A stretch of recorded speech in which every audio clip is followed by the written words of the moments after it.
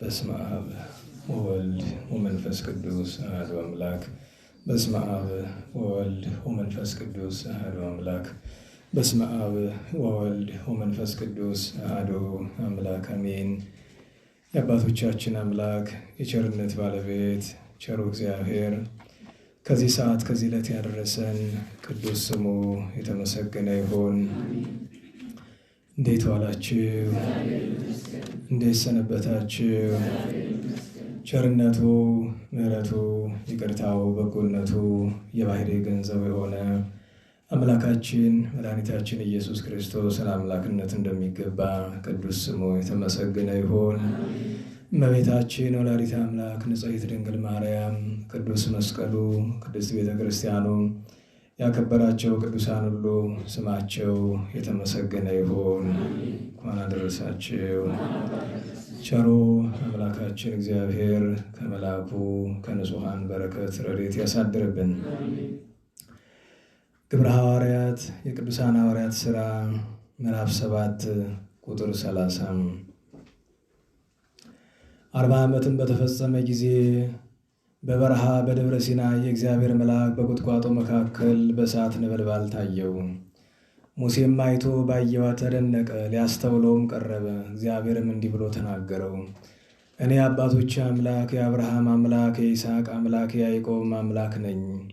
ሙሴም ተንቀጠቀጠ፣ መረዳትም አልቻለም። እግዚአብሔርም እንዲህ አለው፣ ጫማን ከእግር አውልቅ፣ የቆምክባት ምድር የተቀደሰች ናትና።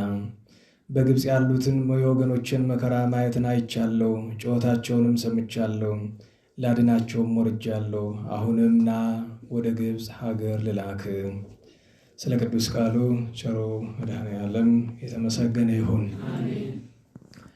የቅዱስ ሚካኤል ሊቀ መላእክትን ክብሩን ገናናነቱን በጥቂቱ እናይ ዘንድ ታምራቱን እንነግር ዘንድ በዚሁ ባነበብነው የሐዋርያት ሥራ ምዕራፍ 7 ቁጥር 31 ያለውን ኃይለ ቃል የእግዚአብሔር መልአክ ታየው በሚለው ወይም የእግዚአብሔር መልአክ ተገለጠለት በሚለው ርዕስ እንማራለን። ወአስተርአዮ መልአከ እግዚአብሔር በገዳም በሀበ ጸጳጦስ ነበልባል ከሐመልማል ተዋሕዶ ባለበት ስፍራ በበረሃ በዱር የእግዚአብሔር መልአክ ለሙሴ ተገለጠለት። ይህ የተገለጠለት መልአክ ቤተክርስቲያናችን በብዙ ሀተታ ተተረጉመዋለች። አንድም በቁሙ ቅዱስ ሚካኤል መልአክ ነው ብላ፣ አንድም በምስጢር ሄዳ ነበልባል ከሐመልማል ተዋሕዶ ባለበት ስፍራ ያነጋገረው እግዚአብሔር ነውና ለወልደ እግዚአብሔር ሰጥታ ተተረጉማለች። ዛሬ ኅዳር 12 ቀን የቅዱስ ሚካኤል ሊቀ መላእክት ዓመታዊ በዓሉ ነው። በድርሳኑ የተሾመበት ነው ይላል። በሌሎች ስፍራዎች ታምራቱን ይገልጣል። አስቀድሞ ያው በጣም ድካም ስላለ ለእናንተም ለእኔም ያው ሁሉም ሰው አገልግሎት ቅዳሴ ላይ ስለነበረ ስንክሳር የሚያነብ ሰው አልነበረም እና የአንዳንድ ቀናት ስንክሳር ረዘም ያሉ ናቸው እና ኃይል ይፈልጋሉ። ደከም ያለ ሰው እንኳን 2 ጊዜ ታውቃላችሁ። አንድ ጊዜ ማነህ ምስክር ታስታውሳለህ? ትንፋሽ ሲያጥርህ ንባቡ ብቻ እንግዲህ ያን ያህል አንብቦ እንደገና ደግሞ 1 ሰዓት 1 ከምናምን መስበክ ደግሞ ያው መቼም ግን ደግነቱ ኃይል ዘእግዚአብሔር ይሌለ በመጽሐፈ መሳፍንት ምዕራፍ 7 ላይ ምን ይላል? ኃይል ዘእግዚአብሔር። ኃይል የማን ነው? እግዚአብሔር።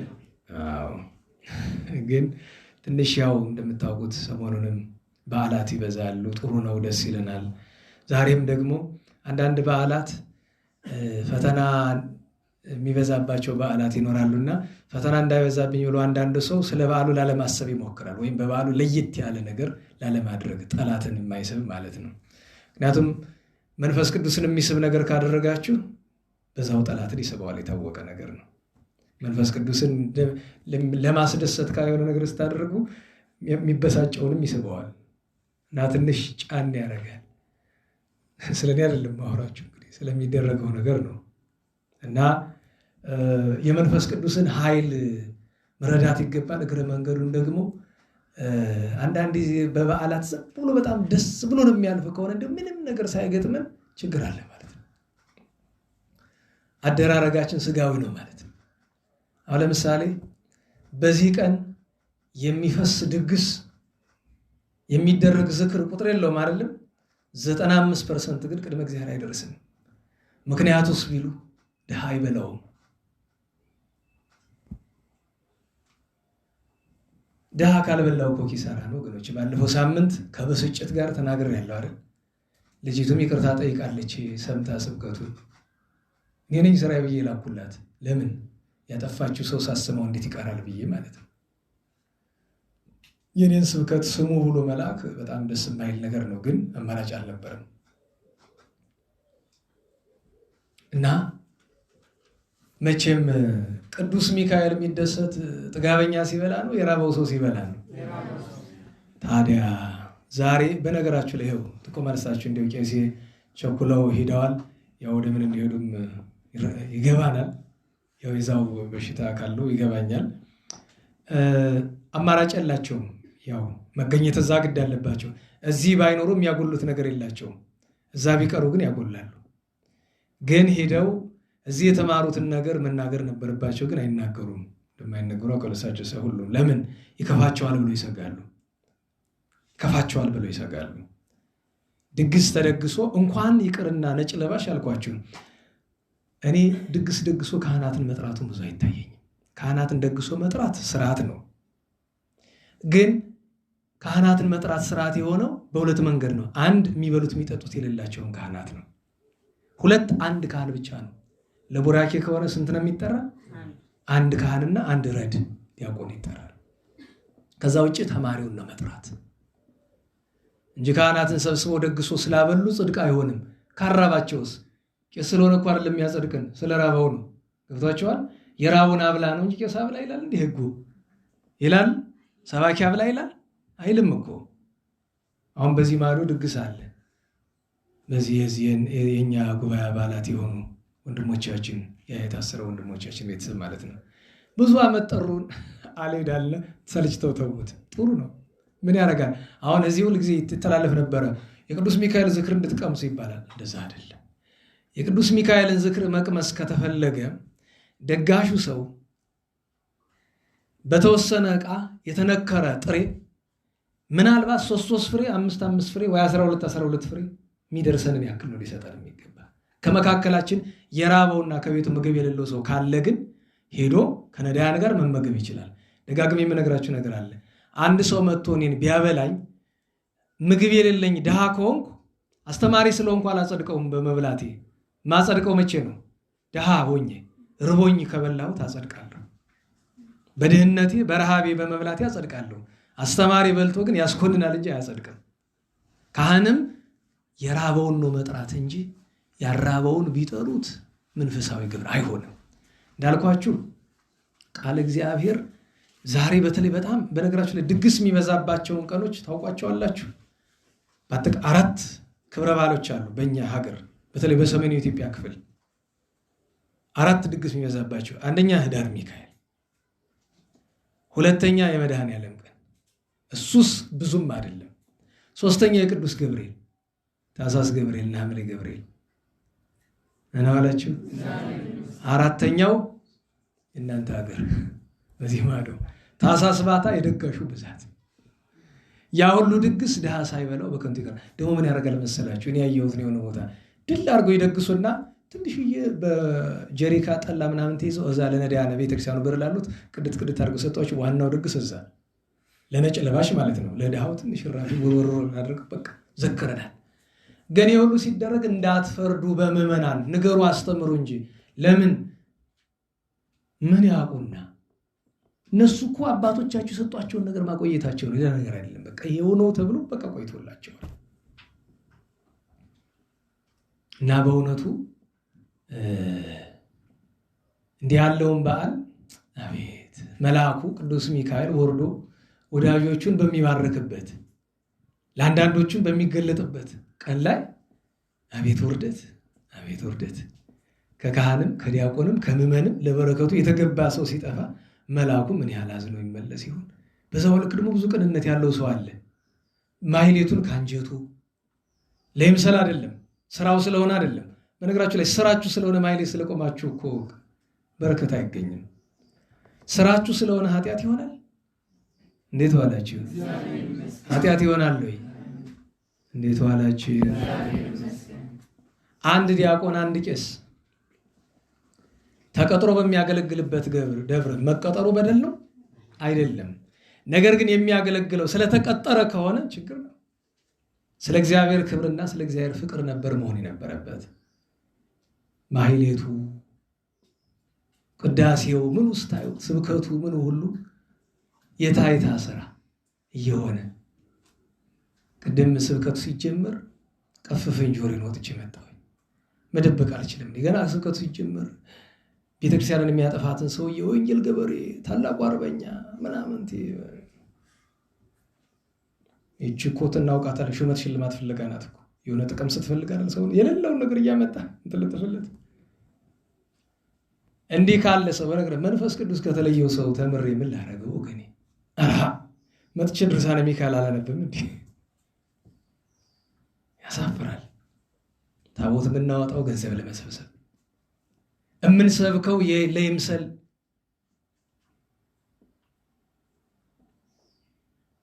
ኧረ እንደው ቸሩ መድኃኔዓለም የሚታረቀን ያስፈራል። እኔ የምፈራ ብዙዎቻችን ምንድነው የምትፈራ ይለኛል። እኔ የሚፈራ ሀገሩ ይጠፋል ብዬ አይደለም፣ እሱ አይደለም የሚያስፈራኝ። የት ይቀራል እሱማ። እኔ የሚያስፈራኝ ሃይማኖት መጥፋቱ ነው። የሚቀጥለውን ትውልድ እግዚአብሔር የሚቀጥለውን ትውልድ ፈቅዶለት የሚኖር ከሆነ ምንድን ይሆን ይዞ የሚኖር? እንዴት ያለ ስርዓት ይሆን? እንዲሁ አንድ ይሄ ቀረ የሚባል መንፈስ ቅዱስ የሚወደው ምን አገልግሎት ቀረልን? ቅዳሴው መንፈስ ቅዱስ አደራረጉ ግን መንፈስ ቅዱስ የማይቀበለው፣ ማህሌቱ መንፈስ ቅዱስ አደራረጉን መንፈስ ቅዱስ የማይቀበለው፣ ስብከቱ ቃሉ የመንፈስ ቅዱስ አደራረጉ ግን ለሰው እንዴት በነገራችሁ ላይ እንዴት ዋላችሁ? መጽሐፍ ምን ይላል? ማፈደቂቁ ሕፃናት አስተዳሎ ከስብሃተ ቅዱስ ዳዊት መዝሙር 8 ይላል አይደል? ከሕፃናት ከሚጠቡትም አንደበት ምን አዘጋጀ? ምስጋናን። ለምን? በእንተ ጸላኢ አለ። ስለ ጠላት አለ። እንዴት አለ? ጠላትን ይንደደው ይቁጭው ብለህ። ጠላት ይንደደው፣ ዲያብሎስ ይንደድ፣ እሱ ያደረባችሁ ሰዎች ይቃጠሉ ይንደዱ ብለህ ከመትን ስጡ ለጸላኢ ወለገፋኢ፣ ጸላኢ ዲያብሎስን ገፋኢ የእሱ ማደሪያ ሰው የሆነውን ተነቅለው ዘንድ ብለዋል። ሰው ሲያገለግል መንፈስ ቅዱስን ደስ ይበለው ሰይጣንን ይቁጨው ብሎ ነው። እንዲህ ብለህ ስትሰራ ግን ጠላት መጥቶ በደንብ ነው የሚገርፍህ። ግን መንፈስ ቅዱስ መጥቶ ደግሞ ይረዳል። አየህ፣ የእውነት አገልግሎት ስታገለግል ሰውን ተረሳውና እግዚአብሔርን ማሰብ ትጀምራለህ። መልአኩ ቅዱስ ሚካኤል ማሰብ ትጀምራለህ። ያን ጊዜ ረድኤቱን ታገኛለህ። ብሎ አንድ ቀን ደግሞ ዓይንህ የማይታይ ነገር ያይና ደስታ ይበዛልሃል። ከዚያ በኋላ ምድራዊ ነገር ሁሉ ትጠላዋለህ፣ በምድር ያለውን ነገር በሙሉ። እንዲህ ያለው መንፈሳዊ አገልግሎት የነበር እንጂ እኮ ከአንድ የሚዲያ ከአንድ ሬዲዮ ከአንድ ቴሌቪዥን ጣቢያ ከአንድ ኮንሰርት የኛ አውደ ምሕረቶች በምን እንደሚለዩ እኔ አላውቅም። አሁን ደግሞ ለማሳመር ተብሎ ክራር ታመጣና በለው መዝሙር ማረፊያ ጃን ያረፈድና አይደል ታደነቆሩና ክራር እስቲ በሞቴ ክራር የሚመታውን ሰው አላውቀውም። ምን ያገኘው በሉት ሲን ክራር የት መጽሐፍ ነው ያገኘው በሉት። ያው ጣዖት እነ በዓል የሚመለኩበት መሳሪያ ነው እንጂ በጥንቱም በዘንድሮ በቅርብ ጊዜም በ87 ዓመተ ምህረት ቅዱስ ሲኖዶስ የመዝሙር መሳሪያዎች ላይ ውሳኔ ሲሰጥ ክራር የዜማ መንፈሳዊ መሳሪያ አይደለም ብሎ እኮ አስወጥቶታል። የለም እኮ ምን አገኛችሁት?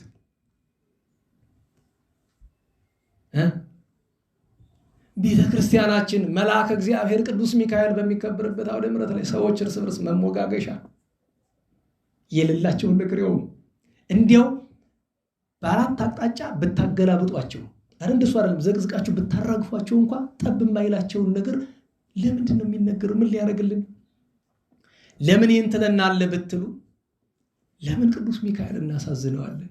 ለምን በገዛ ደጁ ከረምንበት እኮ አንተ ትመሰክራለህ አይደል? ምስክርነት ተናገርንል ከረምንበት አይደል? ደብሩ ከረመበት። መልአኩን ማስቀየም ስንት ዓመት ሆነ?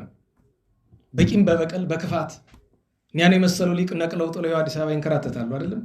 እንታ ተስፋ አራት አይናውን ሊቅ እንዴት ያሉትን ሰው ናቸው ያጠፉ ይችላሉ። ግን ይሻላል፣ እንደዛ ይሻላል።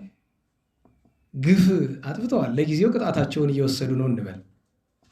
ግን መስሏቸው ነው አገልጋዩን የጠቀሙ ቤተክርስቲያኑን የጠቀሙ መስሏቸውን ያጠፉ። እናስ ለ32 ዓመት ጠጉራቸው እስኪነጣ የጥርስ ድዳቸው እንኳን እስኪለወጥ ድረስ መከራ ያዩበት ደብረ ይህንን ነው የሚከፍላቸው። ግፍ አይልም፣ ግፍ የለም። ያጠፉት አባታችን አጠፉ ተብሎ ይመከራሉ እንጂ ደግሞ ያጠፉት ምንድን ነው መስሏቸው አገልጋዩን ቀጥተዋል፣ ገስጸዋል፣ ተቆጣጥረዋል። ሌላ ምን? ያባረሩትንም አባረሩ ነበር። እሳቸው ብቻ አይደሉም ደግሞ ተሰብስቦ ነው። ዛሬ እሳቸውን የሚወቅሳቸው ሁሉ አባራሪ አይደል እንዴ ነበር? እንደዚህ ያሉ ንጹሕ ድንግል ሰው እንደዚህ ያሉ ሊቅ የአራት ጉባኤ መጻሕፍትን ድጓውን፣ ዝማሬውን፣ መዋሥዕቱን ያቋቋም ታውቃላችሁ። ኢትዮጵያ ውስጥ 3 ሰው ምስክርነት 3 ሰው ውድድር የሌለው ሰው ይጠራ ቢባል የእንታ ተስፋ ማርያም አንዱ ናቸው። ባቋቋም፣ በድጓ፣ በቅኔ ሁሉን ያሟለ ከተባለ ደግሞ እሳቸው የሚወዳደራቸው አታገኙ። ዛሬ ከሚወዱት ክብረ በዓል ተለይተው ዋሉ ተገፍተው። ይሄ ነው የደብሩ ሰዎች የሚጠቅማችሁ፣ ይሄ ነው የሚያጸድቃችሁ። እዛ በኋላ ማት ልባልባ መነኩሴ ሰው ቆሞስ አባገሌ ቆሞስ አባገሌ ቆሞስ አባገሌ ቆሞስ አባገሌ አላልቃል አይደል? ቆሞስ አባገሌ ቆሞስ አባገሌ። መድኃኔዓለም ቤተክርስቲያናችንን ከከተማ መነኮሳት ቆሞስ ነን ከሚሉት በተለይ ያድናት። ቤተክርስቲያኗ ጥፋት መሰረቶች እንደሱ ናቸው። ዛሬ ወደ ምሕረት ላይ ያያችኋቸው ሰዎች እነዚያ ናቸው። ከተማዋን ሊበሏት አፋቸውን ከፍተው ያሉት ካወቃችሁበት። ከዚህ በላይ አይደለም። እነዚያው ናቸው፣ ሌላ የለም። እነዚያው ናቸው። በቃ አውደ ምሕረት ላይ ያያችኋቸው ሰባኪውን ጨምሮ የሌባን ጠበቃ አደባልቀው ውቃን ብንቆጥበው ምን ፋይዳ አለው ወገኖቻችን? እኛ በግል ጥቅም ቀርቶብን አይደለ እንዲህ ምን ቀርቶብን ምን ጎሎን? ገንዘብ ነው? ተው እባክህ። ዝና ነው? ምንድን መከበር ነው? ምን ጎሎብን ይመስላል? ምን ለፈልፍ ምንም። ግን ይታዘበናል። ስሙን ለመጥራት የተገባው ሰው አይደለም የቅዱስ ሚካኤልን፣ ግን ይታዘባል። ለምን? በዚያ በኦሪቱ መጽሐፍ እግዚአብሔር ለሙሴ እንዲህ ብሏል፣ መልአኬን አታስመርሩት፣ ካስመረራችሁት ይቅር አይላችሁ። ዛሬ የተነበበውን የሮሜ 9 ላይ ያለውን ኃይለ ቃል የተነበበበትን ምክንያት እንድናስተውለው፣ እግዚአብሔር ሲጣላ እንዴት ቀሳፊ መልአክ ሲወደን ደግሞ እንዴት የምሕረት መላእክት እንደሚልክልን ነው የነገረን። ለሁሉም ወደ ትምህርታችን እንመለስ። መቼም የሰው ልጅ ዕዳውን መዋጣት የሚችለው አንድም በተግባር አንድም በቃል ነው አይደለም? የተግባሩን መድኃኔዓለም ያውቀዋል። የቃሉ ግን ይሄ ነው። ምክንያቱም የሆነ ነገር ለሰው ስላማረ ለእግዚአብሔር ያምራል ማለት አይደለም። መጀመሪያ ነገር ለሰው ያማረ ነገር ለእግዚአብሔር አያምርም። ነጭ የለበሳችሁ ወገኖቻችን አላችሁ። ነጭ በመልበሳችሁ መልካም አደረጋችሁ። መሰረታዊ ጉዳይ ግን ነጭ መልበስ እግዚአብሔርን አያስደስተውም። ነጭ የለበሳችሁበት ምክንያት ነው የሚያስደስተው። ገብቷችኋል? እኔ ነጭ አልለበስኩም አይደለም፣ ስህተት ነኝ ወይም እናንተ ትሻላላችሁ። ነገር ግን ነጩን የለበሳችሁት ለግል ፍላጎታችሁ ማድረጉ ስለሚያስደስታችሁ ሰው እንዲያያችሁ ከሆነ ግን ከእናንተ የእኔው ጥቁርና ቡላ ልብስ ይሻላል። እንኳን አደረጋችሁት፣ ግን ስለማን አድርገው? ስለ እግዚአብሔር ስለ ቤተ ክርስቲያን ብለን ነው፣ ስለ ራሳችን አይደለም። ስለ እግዚአብሔር ብለን እናድርገው። እግረ መንገዱን ደግሞ ውስጣችንን በኃጢአት ጥላሸት እንደበደብ አድርገን ቀብተን በውጭ ነጭ ብንለብሰው ከሰው እንጂ ከእግዚአብሔር ፊት አይሰውረንም። ነጭ ልብስ በሰው ፊት ነው እንጂ በእግዚአብሔር ፊት አይሰውረንም። ነጭ ልብስ የቤተክርስቲያን ስርዓት ነው፣ አስፈላጊ ነገር ነው። አፄ ዘርዓ ያዕቆብ ናቸው ታውቃላችሁ። ሁሉም ክርስቲያን በክብረ በዓላት ነጭ እንዲለብስ በአዋጅ የደነገጉት እሳቸው ናቸው። ከዛ በፊት አልነበረም አይደለም፣ አስገዳጅ ያደረጉት እሳቸው ናቸው። ድሃ በሆን አለ ነጠላ ልበስ፣ ቢያንስ ነጭ ነጠላ በላይ ትለብሳለህ ከሌለህ ብለው ማለት ነው። ኋላ አፄ በደ ማርያም ዛሬ ያረፉት፣ ዛሬ ረፍታቸው የምናስበላቸው አይ በግድማ እንዴት ይሆናል ብለው ስርዓቱ ጥሩ ነው ግን እንግዲህ አናስገድዳችሁም ብለው አሉ። እዚያ እንደምታውቁት ቅልቅሉ ነው ቀራው እንደምናየው እንጂ ቀድሞ በአፄ ዘርዓ ያዕቆብ ዘመን እኮ በሰንበት በበዓላት በእመቤታችን በጌታ በሚካኤል የቅዱስ ሚካኤል በዓል 12ቱም ወር ግዝት እንዲሆን በአዋጅ ያስነግረዋል። ሀገሪቱን እያዞሩ እኮ ነጭ ነው በግድ የሚለበስ የነበረ። ኋላ ግን አይ በግድ እንዴት ይሆናል ብሎ ልጃቸው ደግሞ ሁለቱም ትክክል ይመስሉኛል፣ ግን የበለጠ የሚጠቅም ያባት ነው። ምክንያቱም ቤተ እግዚአብሔር የሚመጣ ሰው ነጭ መልበስ ግዴታው ነው። ልክ ቋረኛ አፄ ኢያሱ ወይም ሁለተኛው ኢያሱ ምን አሉ?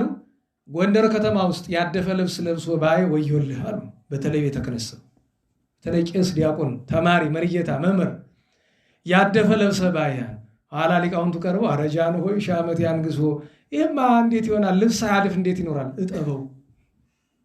በምናችን እንጠበው አሉ። ከተማውን በሙሉ እንዶድ ተከሉበት ጠቅላላ። ጎንደር ውስጥ ዛሬ እንደምታዩት እንደ ባህር ዛፉ፣ ያኔ ባህር ዛፍ የለም በምኒልክ ነው የመጣ።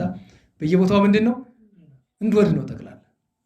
በተለይ በቃና በአንገረብ ዳርዳሩ በሙሉ መስመር ተተክሎ ነበር ይባላል። ትወርዳለህ። በነገራችሁ ላይ በእንዶድ ራሱ አይታችሁ ታውቃላችሁ? እስቲ እንዶድ አይታችሁ የምታውቁ ብዙ ባላገር አለ ማለት ነው። ሀምን ያያችሁት? እንዴት ዋላችሁ? ከተማ ውስጥ መቼም አልቋል። ድሮ ልጅ እያለን አውቃለሁ አለ ከተማ ውስጥ የእውነት። ወዴት? ጎስቋም። እሱ እኮ ከተማ አይደለም ገጠር ነው።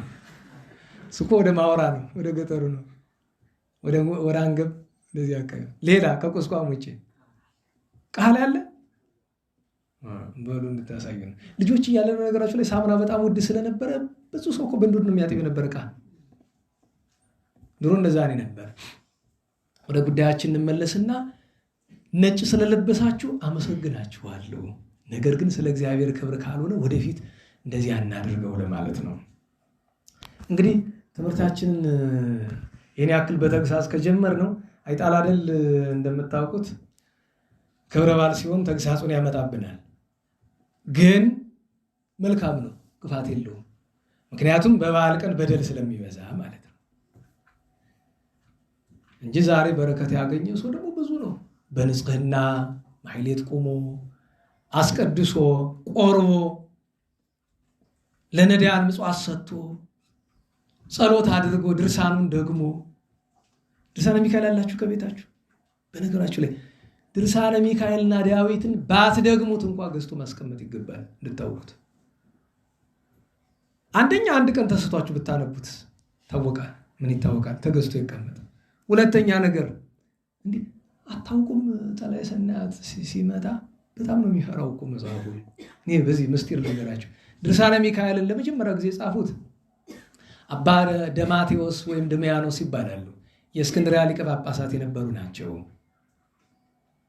ግን አሁን እንደምናውቀው አድርገው ያዘጋጀው ታላቁ ጻድቅ አባ ዮሐንስ ዘአክሱም ነው። እሱ ብቻ አይደለም፣ መልኩንም አብሮ ደርሶ መልካ ሚካኤል አታውቁም? ሰላም ለዝክረ ስምከ ምስለ ስመ ልዑል ዘተሳተፈ ወልደ ያሬድ ሄኖክ በከመ ጸሐፈ ሶበፄው ስመከ ከሲቴ አፈ ረዳይ ምንዱባን ሚካኤል በከመ ታለምድ ዘልፈ ለረዲኦቴና ሰፊያ ከክንፈ ይሌለ። ሚካኤሎች እኮ በቃል ማጥናት ግዴታ ተጥሎባቸዋል አውቃለሁ። ይደገማል። አዎ ደብረ ሊባኖስ መልካ ሚካኤልና መልካ ተክለ ሃይማኖት ካላጠና ውዳሴ ማርያም የሚደገምበት መቅረብ አትችልም። እኔ ይህን ሳላውቅ ደብረ ሊባኖስ ቤተ አበው ገብቼ ተቀበልኩኝ። ኋላ እስከ መልካ ኢየሱስ ተቀበልኩና አሁንም ለዝክረ ስምከ ብሎ ሲመጣ መልካ ኢየሱስ ሊደገም ነው ብዬ መቀበል። ከዛ ጎን ላይ ኧረ በጋ አምላክ ፊትን ሸፍነው ምድረሲ ይሄ አሁን መልካ ሚካኤል ነው። ቀጥሎ ደግሞ መልካ ተክለ ሃይማኖት ይመጣል። አጥንታል በቃ የለም እንደው ደግማችኋለሁ፣ ግን በቃ ላይ ሳልያዝኩትም ጨርሶ ግን አልፎ አልፎ አለ መርጣችሁ አንዳንድ ጊዜ ሙሉውን ካደረሳችሁ በኋላ ደግሞ በጎዳናም በምንም ልትሉት የሚገባ አንዳንድ ቃል አለ። ለምሳሌ ለአክናፊከ በማሕሌት ውስጥ የለም፣ ግን ለአክናፊከ 3 ለአክናፊከ አይደል ያለ ምንድን ነው የሚለው? ሰላም ለአክናፊከ ስፉሃት ክንፎቹ ምንድን ነው አለ? ሰፊ ነው ማለቱ ረድኤት መናገር ነው። ምስካበ ኩሉ ፍጥረት ሁሉ የሚጠለልበት ነው አለ። ከዚያ ሚካኤል ክቡር ሊቀ ካህናት፣ ክቡር ሚካኤል አንተ የካህናት አለቃ ትባላለህ አለ። የካህናት አለቃማ ክርስቶስ አይደለ ቢሉ በጸጋ አለና ቀጥሎ ያለው ጸሎት ኋላ መጨረሻ ላይ በቤተ ክርስቲያን ይባላል። ሃሌሉያ አቡነ ዘበሰማያት ይትቀደስ ስምከ ስረይ ለነ ኩሉ ሀበሳነ። ይህን ጸሎት አቤት አቤት ከልቡ የሚያደርሰው ሰው ቢገኝ አቡነ ዘበሰማያት የሰማይ አባታችን ሆይ ይትቀደስ ስምከ ስምህ ይመስገን፣ ስረይ ለነ ኩሉ ሀበሳነ አበሳ ኃጢአታችን ይቅር በለን፣ ኢታባነ ውስተ መንሱት ወደ ፈተና አታግባን፣ እግዚኦ አድኅነነ እምለትኪት አቤቱ ከክፉይቱ ቀን አድነን፣ ወባልሐነም ሁሉ መንሱት አለ ከፈተናው ሁሉ እንዲህ እኮ ነው ይባል። ከዚያ ካህኑ ምን ይላል? ከዕለትኪት ከዘመነ መንሱት ከታዘዘ መቅሰፍት ከግራ ቁመት ገሃነመ እሳት ያድነን ይላል። በቤተክርስቲያን እኮ ጸሎት መስጫ ራሱ የራሱ ቤት አለው። በማሕሌት ጊዜ አቡነ ሲባል እንዴት ነው እስቲ እንደው ሰምታችሁ ታውቃላችሁ? አቡነ የሚባልባቸው ስፍራዎች አሉ። ግን ዚዮኩነኔ ከተባለ በኋላ ዚዮኩነኔ ከአቡነ ንጉሥ ከተባለ ምንድን ነው የሚባለው? ለንጉሥ መንግስት፣ ለጳጳስ ክህነት፣ ለአረመኔ እምነት፣ ለበደለኛ ትዕግስት፣ ለሕዝበ ክርስቲያን ሳይሎ ምሕረት ስጠልን አቡነ ዘበሰማያት እንበል ይባላል። እንዴት ዋላችሁ? ምክንያት ስላለው ማለት ነው። እና ሚካኤል ክቡር ሊቀ ካህናት አድኅነነ እምለትኪት ወባልሐነም ኩሉ መንሱት ይለዋል። እንደዚያ ይለዋል። ደግሞ የዛሬው አርኬ ሰላም እብል ኪያከ መልአከ አንተን የእግዚአብሔር መልአክን ሰላምታ እልሃለሁ፣ ስግደት ምስጋና አቀርብልሃለሁ። እሩሃ ልብ ለኩሉ ለሁሉ የምትራራ አለ። ለሁሉ ያለ ለምን ይመስላችኋል? ለሰይጣንም ጭምር። በድርሳነ ሚካኤል የለ ሰይጣንን አድርጎ ሲያቀምሰው በዚያ በቤተ ክርስቲያን ላይ ያቺ ታማ የነበረች በደንብ ሲገርፈው ምን አለ? አሜለከ በእግዚአብሔር አምላለሁ፣ ኧረ እባክህ ተወኝ አታጥፋኝ ብሎ አለው። ተው ይላል። ርኅራኄው እስከ ሰይጣን ድረስ ደርሷል፣ እንኳን ለሰው እና እሩሃ ልብ ለኩሉ እንተ ይኮንከ ድሩከ አለ። ጨካኝ አረመኔ ያልሆንክ እሩ የሆንክ ሚካኤል ሊቅየ አለቃዬ። ጥሩ እኮ ነው አለቃዬ ሚካኤል አንተ እንዲያው እኮ ይገባል አለቃዬ ይለዋል። ሚካኤል ሊቅየ ለለ እቤለከ አለቃዬ። አንድም ሊቅየ ባለው ወደ ምስጢር ወደ መምህሬ ይላል። ሊቅ መምህር ባለው አስተማሪ ለለ እቤለከ እንዲህ እያልኩ ስጠራ አለቃዬ መምህሬ እያልኩ ስጠራ ህባንዲ በጽላሎትከ በጸሎትከ የሚል አብነት ይገኛል። በጸሎትከ ካለ በአማላጅነት፣ በጽላሎትከ ካለ ጥላ የሚለው ረድኤቱን ነው። ነጋ ወሰርከ በጠዋትም በማታ አለ። ለምን ቀጥሎ አምጥቶ ያጠና ካለ እስመ እምንእስየ ምን ፈርሃከከ ሀከከ ምንድን ነው? ሁከት ብጥብጥ ከልጅነት ጀምሮ ይፈራለሁ ያለ። ትፈራላችሁ አይደል? አትፈሩ። እናንተ ጎበዞች አይደላችሁ። ብጥብጥ አትፈሩ። በነገራችሁ ላይ የጎንደር ሰው ቀድሞ ልጅ እያለን ይገርመኝ ነበረ። ዛሬም እንግዲህ ያው ይሆናል አደባባዩን ስለማናውቀው ነው። አሁን ብዙ ድንጋይ ውርዋሮ ይጀምራል። ጠብ በራዳም በፒያሳም በፋሲልም አለ የቡድን ጠብ ማለት ነው። ድንጋይ ውርዋሮ ሲጀመር ሰው እንዴት ምንም ያደርግ ይመስላችኋል? መቼም ድንጋይ ሲወርወር መሸሸት ነው አይደለም? ኧረ በስመ አብ ወደ ድንጋዩ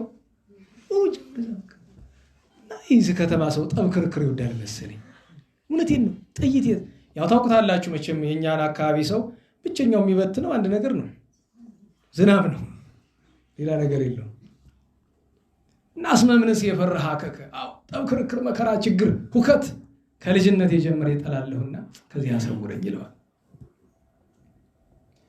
ወደ ትምህርታችን እንመለስ። ቅዱስ ሚካኤልን መጀመሪያ የዛሬውን የበዓል ምክንያት ባጭር እናንሳው። ርዕሳችን እሱ ስለሆነ አንደኛ ምን አላችሁ? መዝሙር ወረ ባጭር ወረ እያሰባችሁ ቆዩ። እችን ያሁኗን አንቀጽ ጨርስ ትዘምራላችሁ።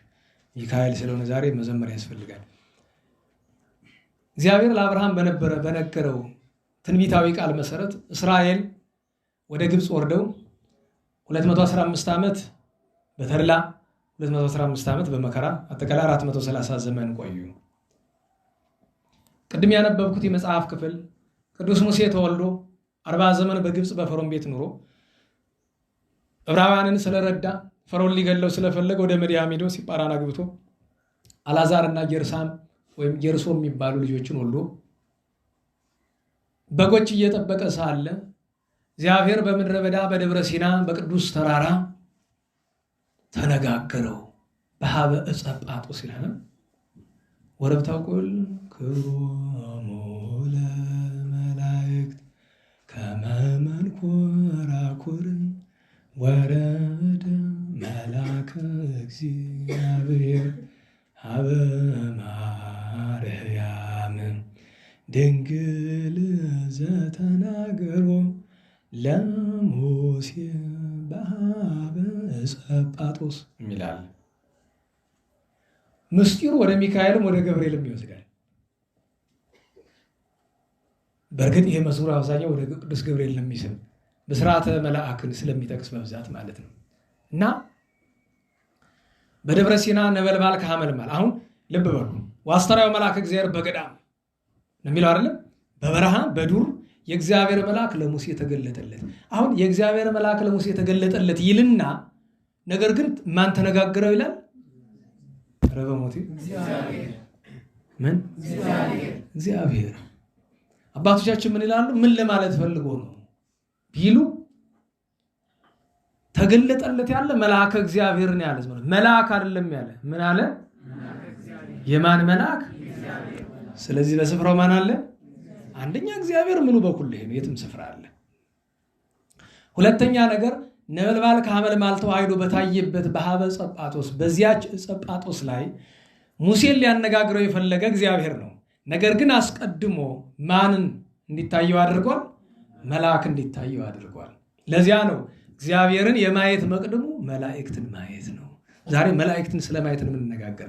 ባጭር ግን ምናልባት ቅድም ተሰብኮም ከሆነ አላውቅም፣ ቢሰበክም እደግመዋለሁ። ባጭሩ አስፈላጊ ስለሆነ ግድ ነው።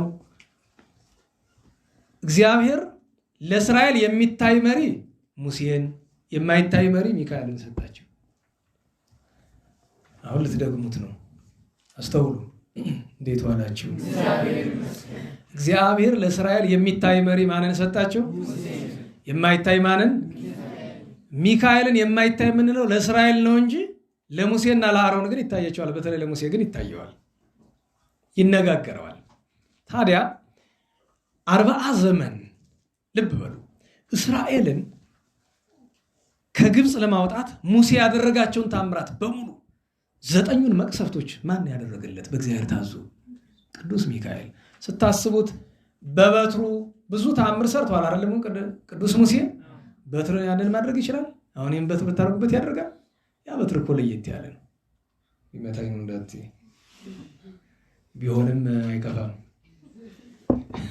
በነገራችሁ ላይ እዚህ መጥምቁ ቅዱስ ዮሐንስ ቤተክርስቲያን ታውቁታላችሁ? በዚህታች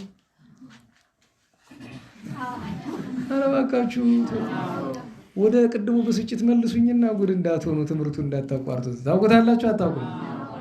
መልካም። እንዲያው ሁለተኛው እምነት በቀ መለኮት ጎንደር ያለውን ታውቁታላችሁ? ታውቁት አትችሉም። አለ ሁለት ነው ጎንደር ውስጥ ያለ መጥምቁ ዮሐንስ።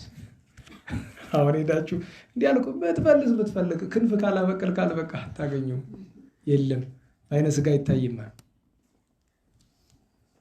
እና እዚያ ስፍራ ከዓመታት በፊት ነው። ታስታውሳላችሁ? 40 እንስሳ ሲያጠምቅ የነበረው ሰውዬ እናንተ ኦሊስ ክለብ አረጋውያኑ ትዝ ይላችኋል አይደል? ሌላው ሁሉ ልጅ ነው፣ ብዙ ትዝ አይሉም። ሙሴ ይሉታል ስሙ፣ ግብሩ ግን ያጋንንት ነበር። ነፍሱን ይማር ሞቷል። ራሱን በሽጉጥ ነው የገደለ። እና እኔ እዛ ስራ ኑሮኝ ሰው ቀጥሬ ቁጭ ብያለሁ። ሰው ግር ይላል። እናንተ ምን ሆናችሁ ነው እዚህ ስበል? አባታችን ሙሴ ሊመጣ ነው። በነገራችሁ ላይ ኩኩ ተራ ነው፣ የ20 ዓመት ጎረምሳ እኮ ነው። አባታችን ሙሴ ሊመጣ ሊባርክን ነው። እሺ ይሁን። ኋላ እዚያ ያሉት አለቃው ያን ጊዜ አልተሰራም ደብሮ ነበረ እና ገንዘብ ማሰሪያ ምናምን እያሉ ይለምናሉ። ኧረ ወይ ጠብ ሳንቲም።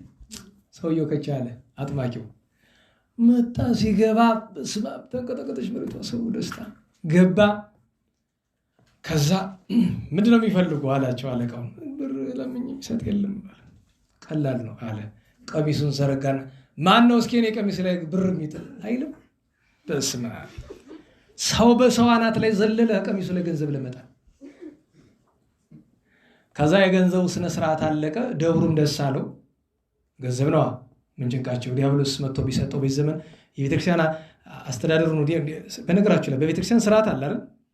ገንዘብ ዝም ብላ እኮ ቤተክርስቲያን አትቀበልም። በሙዳየ ምጽዋት ካልሆነ ታውቃላችሁ። ሙዳየ ምጽዋት የካህን የቤተክርስቲያን አገልግሎት የሚል ገንዘብ አይደለም። ሙዳየ ምጽዋት ስሙ ምንድነው? ሙዳየ ምጽዋት ኦርቶዶክሳውያን ክርስቲያኖች ሲቸገሩ መልሰን እነሱን የምንረዳበት ገንዘብ እንጂ እኛ የምንበላው ገንዘብ አይደለም።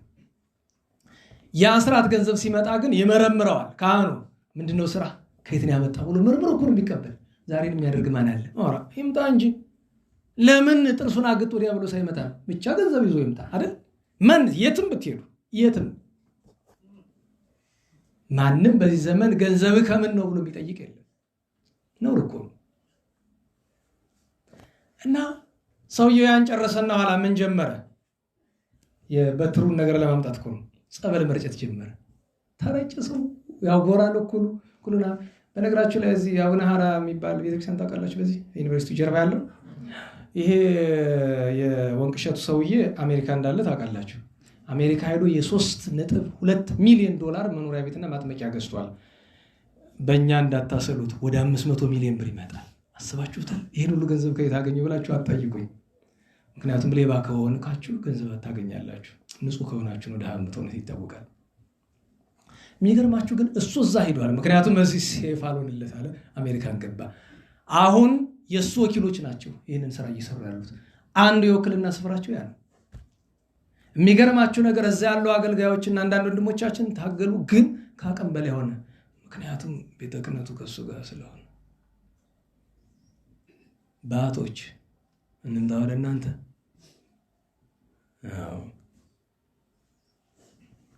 ያሳዝናል።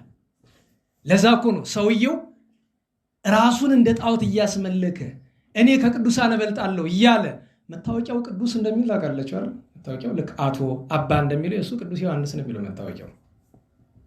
ከዚህ ሰው ገንዘብ የሚቀበሉ እነማን ናቸው? መስክር። ዛሬ ሁከት አላነሳም። እዚህ ፊት ተናግሬያለሁ አይደል? መልካም ነው። ያሳዝናልም ያሳፍራል። ለሁሉም ጸበል ሲረጭ ይሄ ሙሴ የሚባለው የሞተው አጥማቂ ነኝ የሚለው ሲረጭ ቆይቶ እጁን ደከሙ እና በጃግ ታውቃላችሁ? በአማርኛ ጃግ ምንድን ነው? በነገራችሁ ላይ እኔ አንዳንድ ስሞች ያስገርሙኛል። አማርኛ ሁሉ ጠፍቷል። እኔ ጃግ ወይም ጆግ የሚለው አማርኛ አይደለም እንደምታውቁት አይደለም።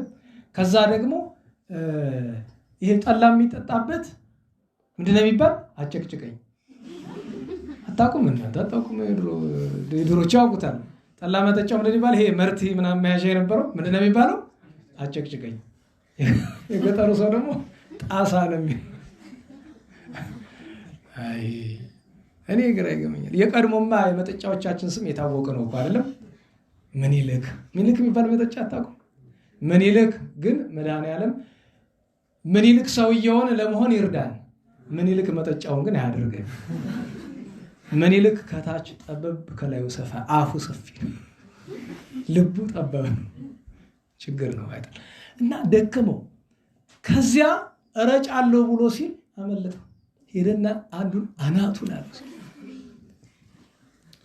በሕይወቴ እንደዚህ አይነት እልልታ አይቼም አይመስለኝም። እንደመቀሉት ከዛ በኋላ ስነ ስርዓቱ እንዳለቀ ሰው ሁሉ ከቦ እሱን ታድለህ እና እነዚህ ባቀምሶሽ እንደዛ ይሆን አስበ ታድለህ።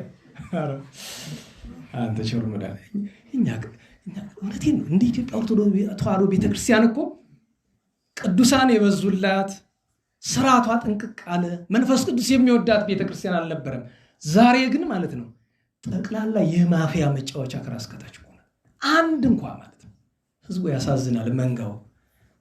ለሁሉም ወደ ጉዳያችን እንመለስ። እንዴት ዋላችሁ? እግዚአብሔር የሚያይታይ ለሕዝቡ ለሙሴ የሚታይ አጋዥ ቅዱስ ሚካኤልን ሰጥቶታል። 9ኙን መቅሰፍት ያደረግለት እሱ ነው። 10ኛውን ሞተ በኩር ያደረግለት እሱ ነው በእግዚአብሔር ኃይል።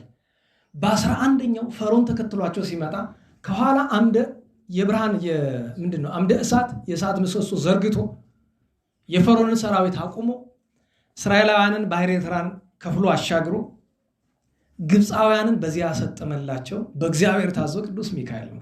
ከዚያ 40 ቀን መርቶ 40 ዘመን አላልኩም፣ ስንት ቀን? 40 ቀን መርቶ ርስት ቢያደርሳቸው እስራኤላውያን አመፁ በእግዚአብሔር ላይ። በዚህ ጊዜ እግዚአብሔር ምን አለ? እያንዳንዲቱ ቀን ዓመት ትሆንባቸው አላቸው። በዚህ ምክንያት የ40ው ቀን መንገድ ለስንት ዓመት ቆየባቸው? 40ውን ዘመን ግን እስራኤል ሆይ በትርህ አልወደቀ፣ ጫማ አልወለቀ፣ ልብስህ አላለቀ ሲባል አልሰማችሁም?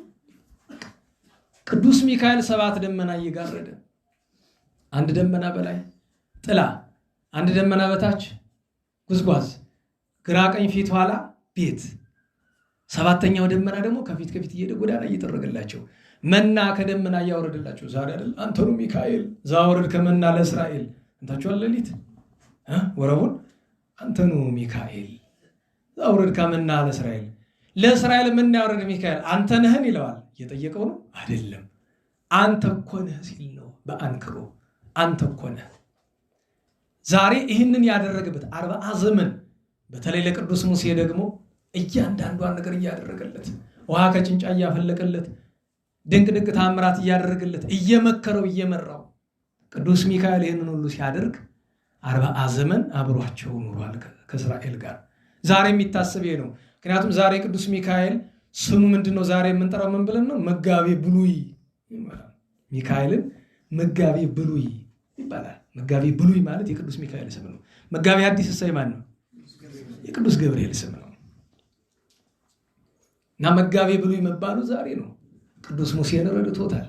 እንዲያውም ከወዳጅነት የተነሳ ቅዱስ ሙሴን ቀረብ ብሎ ቅዱስ ሚካኤልና ቅዱስ ሙሴ ወደ ደብረ ሲና ይሄዱና መጋረጃውን የገለጡ ይገባል። 7ኛው ላይ ሲደርስ እግዚአብሔር ሙሴን ፊት ዙር አውራ ይለዋል። 7ኛውን መጋረጃ መግለጥም ማየትም አይቻልም፣ ከባድ ነው። ግን 6ቱን መጋረጃ እንዴት ነው የገለጠው ብለህ ካልክኝ በእግዚአብሔር ቸርነት ነው እንጂ ፍጡር ያን መጋረጃ እንኳን መግለጥ ማየት አይቻልም። ግን እግዚአብሔር ፈቅዶ የመጨረሻው ግን ምንድነው? 6ቱን መግለጡ አባቶቻችን ብዙ ምስጢር ይናገራሉ። 6ቱን መግለጡ ለሁለት ተረጉሞታል። አንደኛ ለሚሹኝ ለሚመረምሩኝ እስከ ተወሰነው ደረጃ ድረስ እገለጣለሁ። 7ኛው መጋረጃ ተገለጠ ማለት ግን ሁሉ ምስጢር አበቃ ማለት ነው። የመጨረሻ ግን መለኮትን አምላክን መርምሮ ማወቅ አይቻልም። አንድም 6ቱ መጋረጃዎች የብሉይ ኪዳን ምሳሌ ናቸው። ብሉይ ኪዳን ስንት ሺህ ዘመን ነው? 5500 በቁጥር ስንት ነው የሚባል? 6000 ነው። አያችሁ፣ እስከዚያ ዘመን ድረስ አምላክ ተገልጧል። ንገሩኝ፣ ሰው የሆነ መቼ ነው? 6000 ዘመን ሲያበቃ ነው ሰው ሆነ፣ ተገለጠ። 7ኛው መጋረጃ እሱ ነው።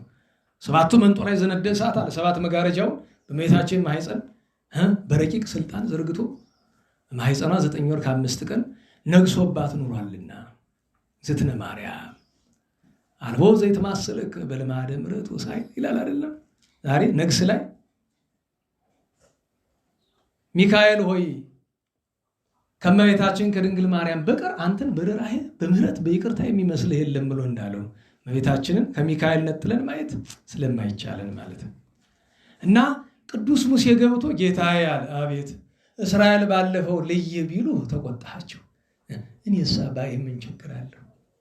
ልይህ እንጂ ብሏል። ለምን? ከየዋህነት ከባለሟልነት የተነሳ እግዚአብሔር ሙሴን ማስቀየም አይፈልግም። ይህ እኮ ያስገርማል። እኔ ለእናንተ ላይ ገርማችሁ ይችላል እንጂ እኔ ግን ይገርመኛል። እግዚአብሔር ሙሴን ለምንድን ነው ማስቀየም አይፈልግም? ማይሆን ጥያቄ እየጠየቀ ምን አለው? አሁን እኔን ማየት አትችልም፣ ምክንያቱም ስንኳ አንተ ምድርን አይታ ለደቂቃ መቆም አይቻላትም። ነገር ግን በኋላ አገለጥልሃለሁ አለው። በኋላ ያለው ይላሉ። ይህንን ይዘው የእግዚአብሔርን ጀርባ ሙሴ አይቷል ይላሉ። ግን በኋላ ያለው ሌላ ምስጢር ነው።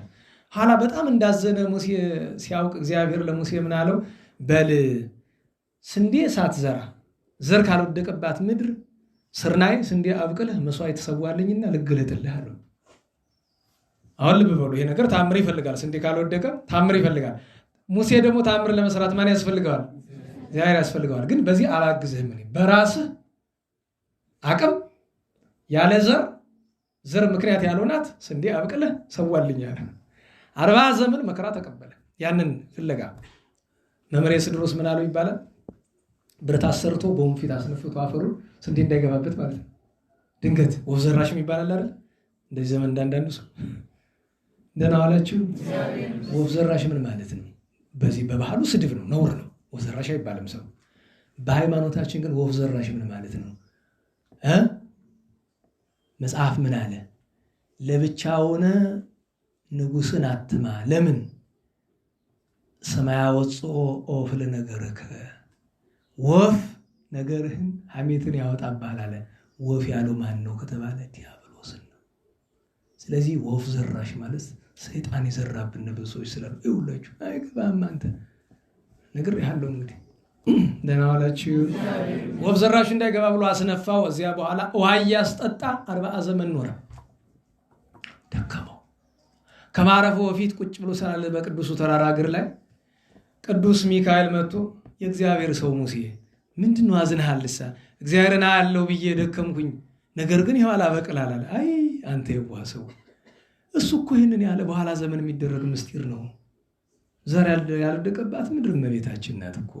ዘር ምክንያት ሳናት አምላክን ወልዳ እታይሃለሁ ሲልህ ነው ብሎታል።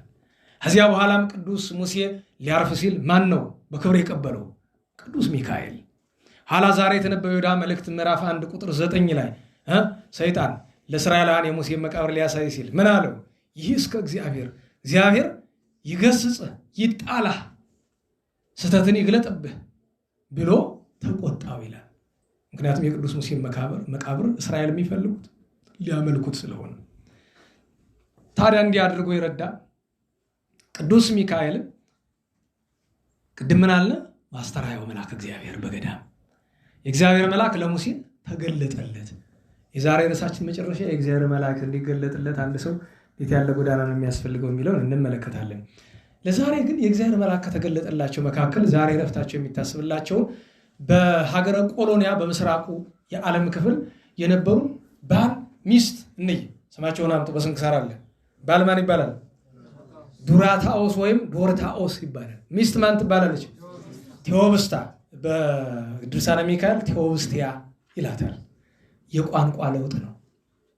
ከቋንቋ ማዟዟር ነው እንጂ ተመሳሳይ ስም ነው። እነዚህ ባልና ሚስት በሀገረ ቆሎንያ ታይሳስ ድርሳን ላይ ነው የምታገኙት። ታምሩ የህዳር ነው፣ ግን በጣም የህዳሩና የታሳሱ አለመጣጠን ስላለን ወደ ታይሳስ የሄደው እንጂ ታምሩ ታሪኩ የህዳር ነው። ህዳር 12 ቀን የተፈጸመ የዛሬ ማለት ነው። እዚያ በሀገረ ቆሎንያ በደግነት እግዚአብሔርን በማምለክ በንስሐ በስጋው ደግሞ ይኖራሉ። ያዳመጣችሁ ሰማችኋል? መልካም። ዱራታኦስ ነው ቴዎብስታ ነው። መዝሙሩን አስቀርቼባችሁ ነው።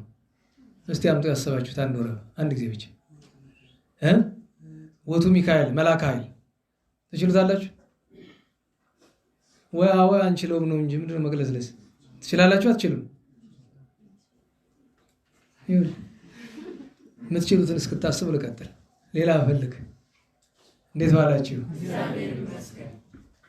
በሀገረ ቆሎንያ ይኸውላችሁ የሚያስገርመኝ ነገር በጣም ቅዱሳንን ይወዳሉ። በተለየ ደግሞ ቅዱስ ሚካኤል አንዳንዱ ፍቅሩ ለየት ይላል። አቡነ ተክለ ሃይማኖት ለየት አድርጎ የሚወዳለ፣ ቅዱስ ቶማስ ዘመራስን ለየት አድርጎ የሚወዳለ። ይሄ ሲባል እንግዲህ አንድ ሰው እኔን ይሆን ይላል። ሊሆንም ላይሆንም ይችላል። መድኃኒዓለም ያውቃል። ቅዱስ ዳዊትን የሚወዳለ ያን ጊዜ እኔን ይሆን እላለሁ። ሊሆንም ላይሆንም ይችላል። ማን ያውቃል? እንደየአይነቱ ነው አይደለም?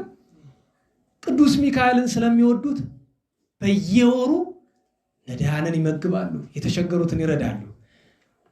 እንዲህ ያደረጉ ሲኖሩ በሀገራቸው በሀገረ ቆሎንያ ረሃብና ቸነፈር ገባ። አስባችሁታል? አባቶቻችን ምን ይላሉ? በገደል ላይ ጨለማ ይላሉ አይደል? ረሃብ ብቻውን እኮ ይበቃል። ቸነፈር ማለት ነው ወረርሽኝ። ማርበርግ የሚባል ወረርሽኝ ተነስቷል ሲባል ሰማችሁ? በዚህ እዚያ ማዶ እንዴት ዋላችሁ? ይብላችሁ። መቼስ መጸለይ ጥሩ ነው። መድኃኒት የሌለው ነገር የለም በቤተ ክርስቲያን። ግን መድኃኒት ለሁሉ አይነገርም። ያለፈው ኮሮና የመጣ ጊዜ መድኃኒቱን ለጥቂት ሰዎች ብቻ ነው የተጨዋወት ነው ነበረው መድኃኒት። ለምንድን ነው በአደባባይ ያልተናገርክ ቢባል ሲፈቀድ አይደለ? የባለቤቱ ነገር ባለቤቱ ሳይፈቅድ እኮ አይነገርም። አሁንም የኛው አይበለውና ቢመጣ እንኳ ያውኑ ተመሳሳይ ነው። መድኃኒት ይታወቃል። ግን መድኃኒት አለ ብለህ አትዘናጋ። መድኃኒት አለ ብለህ ብትዘናጋ ትሞታለህ። ደግሞ ኮሮናው ይሻላል። የዚህኛው በጣም ደም አስተፍቶ የሚደፋ ነው። ታውቃላችሁ ማርበርግ አይደል የተባለ የአካባቢ ስም ነው፣ የቫይረሱ ስም አይደለም። ዝም ብሎ አይደል ኮቪድ ሲባል የተባለበት ምክንያት አለ። ኮሮና ቫይረስ ሲባል አሁን ኮሮና የሚለው ስም ታውቃላችሁ አይደለም? የብርሃን አክሊል ነው አይደለም? እኛ በሃይማኖታችን ለጥሩ የምንጠቀምበት እነሱ የቫይረስ ስም አድርገውታል። ለምን? ቫይረሱ እንደዛ ይመስላል፣ አክሊል ይመስላል። ያስባችሁታል? ቅንጦታቸው በምናምን በማጉያ ስናየው አክሊል ይመስላል ነው ነገሩ። ኮቪድ-19 ያሉት በ2019 በፈረንጆቹ ብለው ይሄ ማርበርግ የተነሳበት ስም ነው። ታውቃላችሁ ዓለማችን ላይ ያሉ በመቶ ሺዎች የሚቆጠሩ ቫይረሶች ከየትም አልመጡም። እነዚያ አረመኔዎች ናቸው በየሙከራ ቤቱ የሚፈጥሯቸው። ደግሞ አያፍሩም እኮ በአደባባይ ይናገራሉ። አዎ ግን ለጥቅም ብለን ነው ይላል። እኛን ቫይረስ ሰርተው ሊጠቅሙ ማለት ነው። በነገራችሁ ላይ ጉንፋን አሁን ከሆነ እንዴት ነው? ጭንቁ ነው አይደል? ድሮ እኮ ጉንፋን ይዞነ ሲያልፍ ትንሽ አፍንጫ ሲርስ ነው የምናውቀው እኮ ነው። ለምን ይመስላችኋል? አሁን ያለው ጉንፋን የድሮ ጉንፋን አንድ አይደለም። ምክንያቱም አሁን ያለው ጉንፋን የድሮ አይደለም። ምን መጣ? ከናገሬ ከናጅሪ ቤት መድኃኒዓለም ይማረን። ቸነፈር መጣ፣ ወረርሽኝ። እንግዲህ በሀገሩ አንደኛ ሀብታም እነዚህ ሰዎች ናቸው፣ ዱራታውስና ቴዎብስታ። ከዚያ ሁለት ችግር መጣባቸው። አንደኛ ሀገር ሁሉ ስለተራበ ከነሱ ነው ሀብት ንብረት ያላቸው። ወርቁ፣ ብሩ፣ ላሙ፣ በሬው፣ በጉ ያለ እነሱ ጋር ነው። ቢሰጡ ለድሃ እንደ ድሮ ገቢ ስለሌለ፣ በነገራችን ላይ ገቢ ካለ ወጪ ቢኖር ችግር የለውም ይባላል በሳይንሱ። ስለዚህ ሲሰጡ ሀብታቸው ምን ሊል ነው? ሊያልቅ ነው። እሱ ብቻ አይደለም። ከዛ አንዳንዱ ነገር ላውድ ስፒከር ልክ እንዳንዳንዱ ሰው ማለት ነው። አንዳንዱ ሰው ሲያወራ በነገራችሁ ላይ ፈረንጆች ምን እንደሚሉ ነው ታውቃላችሁ? ሀበሾች ግን ምን ሆናችሁ ሁሉ ጊዜ ላውድ ስፒከር ላይ የምትሆኑ ይላሉ። ቀስ ብለን ማውራት አንችልም አይደል? ጮህ ነው ጮክ ብለን። ስልክ ሲያወራ ሰው አታዩ? ታክሲ ውስጥ ወይም በእንግሩ አንተ ምንድን ነው የምትለኝ? ኧረ እባክህ ቀስ ብለህ አውራ። እውነቴን ነው። እሱ ብቻ አይደለም። ቤተክርስቲያን ውስጥ ገብቶ ራሱ ቅዳሴ መካከል አሎ ቅዳሴ ማለት ነው። የምመኑን ተውት። ካህኑ አሎ ቅዳሴ ላይ ነኝ እንደገባን ወይ ቅዳሴ ላይ ነኝ። ኧረ አይደለም ቅዳሴ ላይ ብትሆን መች ታነሳው ነበር? ጸላይ እየተጫወተብህ ቅዳሴ ላይ ነኝ ይላል።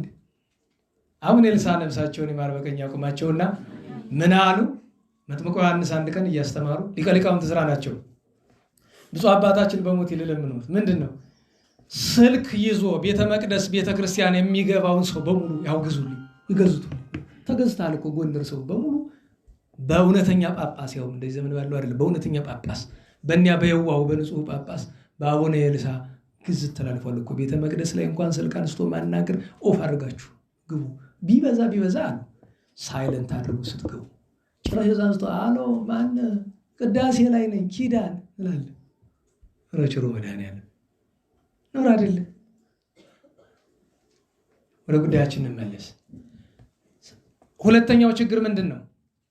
አንደኛው ገንዘባቸው ሊያልቅባቸው፣ ሁለተኛው ትልቅ ችግር ግን ከገንዘብ ማለቅ በላይ ቸነፈር ወረርሽኝ ስለተነሳ እርቦት የሚመጣው ሰው ቸነፈሩን ሊያስተላልፍባቸው ነው። ከቅዱስ ሚካኤል ፍቅር ከእግዚአብሔር ፍቅር አይበልጥም ብለው ያን ሁሉ ጊዜ ያላቸውን ሁሉ ለድሃ ሰጥተው እስከሚጨርሱና በመጨረሻው ድሃ እስከሚሆኑ ድረስ እነሱ ራሳቸው አንዲትም ቀን ቸነፈር ከነሱ ቤት አልገባቸው። የመልአኩ ረድኤት ይጠብቃቸው ነበር። ኋላ ግን ትልቁ ችግር ህዳር 11 ቀን ደረሰ። ህዳር 11 ቀን ደግሞ የሚካኤል በዓል ድራሩ ነው፣ ዋይዜማው ነው፣ ታዜማው ነው። ቅድስት ቴዎብስታ በቅዱስ ሚካኤል ስዕል ፊት ሄዳ አለቀሰች። ለቅሶዋ ምንድን ነው? አባቴ ሆይ ያንተ መታሰቢያ ሊታጎል ነው፣ ምን ላድርግ? ከዱራታውስ ጋር ሲነጋገሩ ዱራታውስ አስቦ አንድ ነገር መጣለት። እህቴ ወይ አትዘኝ፣ እኔ ያሉኝን ልብሶች በሙሉ አውጥቼ እሸጥና ቅዱስ ሚካኤልን እንዘክረዋለን፣ ድሆችን ነገ እናበላለን፣ እናሳፍራቸውም አላት። በጣም ቅር አላት። ምን ነው ቅር አለሽ አላት። ምን ብበድል ነው የኔን ልብስ የምትል? የኔ ልብስሳ የኔን አውጥተሽ ሽጥ እንጂ። ምን አለችው? አይሆንም ያንቺም አላት። ለምን? እጠቅስልሻለሁ እኔ። እንዴት? ራቁት መሆን ለሴት አይሆንም፣ ለወንድ ግን አይጨንቅም። አንድ ሁለተኛ፣ ነገ ቤተ እግዚአብሔር በምን ሂደሽ ትጸልይ ልብስሽ ተሽጦ ውላላት።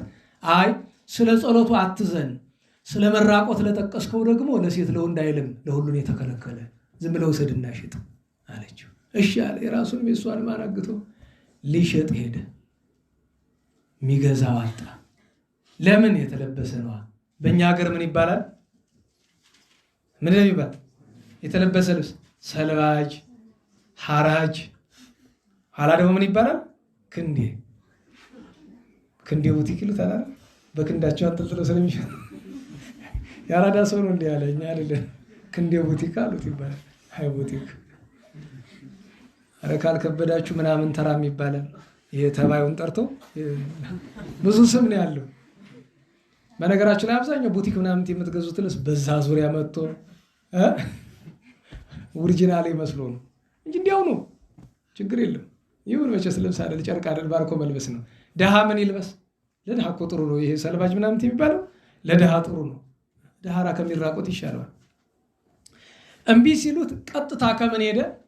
በግ ከሚሸጥ ሰው ሄደና እባክህ ይሄ የኔና የባለቤቴ ልብስ ነው፣ ልብሱን በበግ ቀይረኝ አለው። ያንተን አሮጌ ልብስ እንዴት ብዬ በበግ መቀይር አለው። እንኪ እንደሱ ካልሆነ ለ3 ቀን ልብሱን መያዣ አድርገህ ቆይና በ3 ቀን እከፍልሃለሁ በወርቅ ዲናር። ከምን አመተህ ነው የምትከፍለኝ?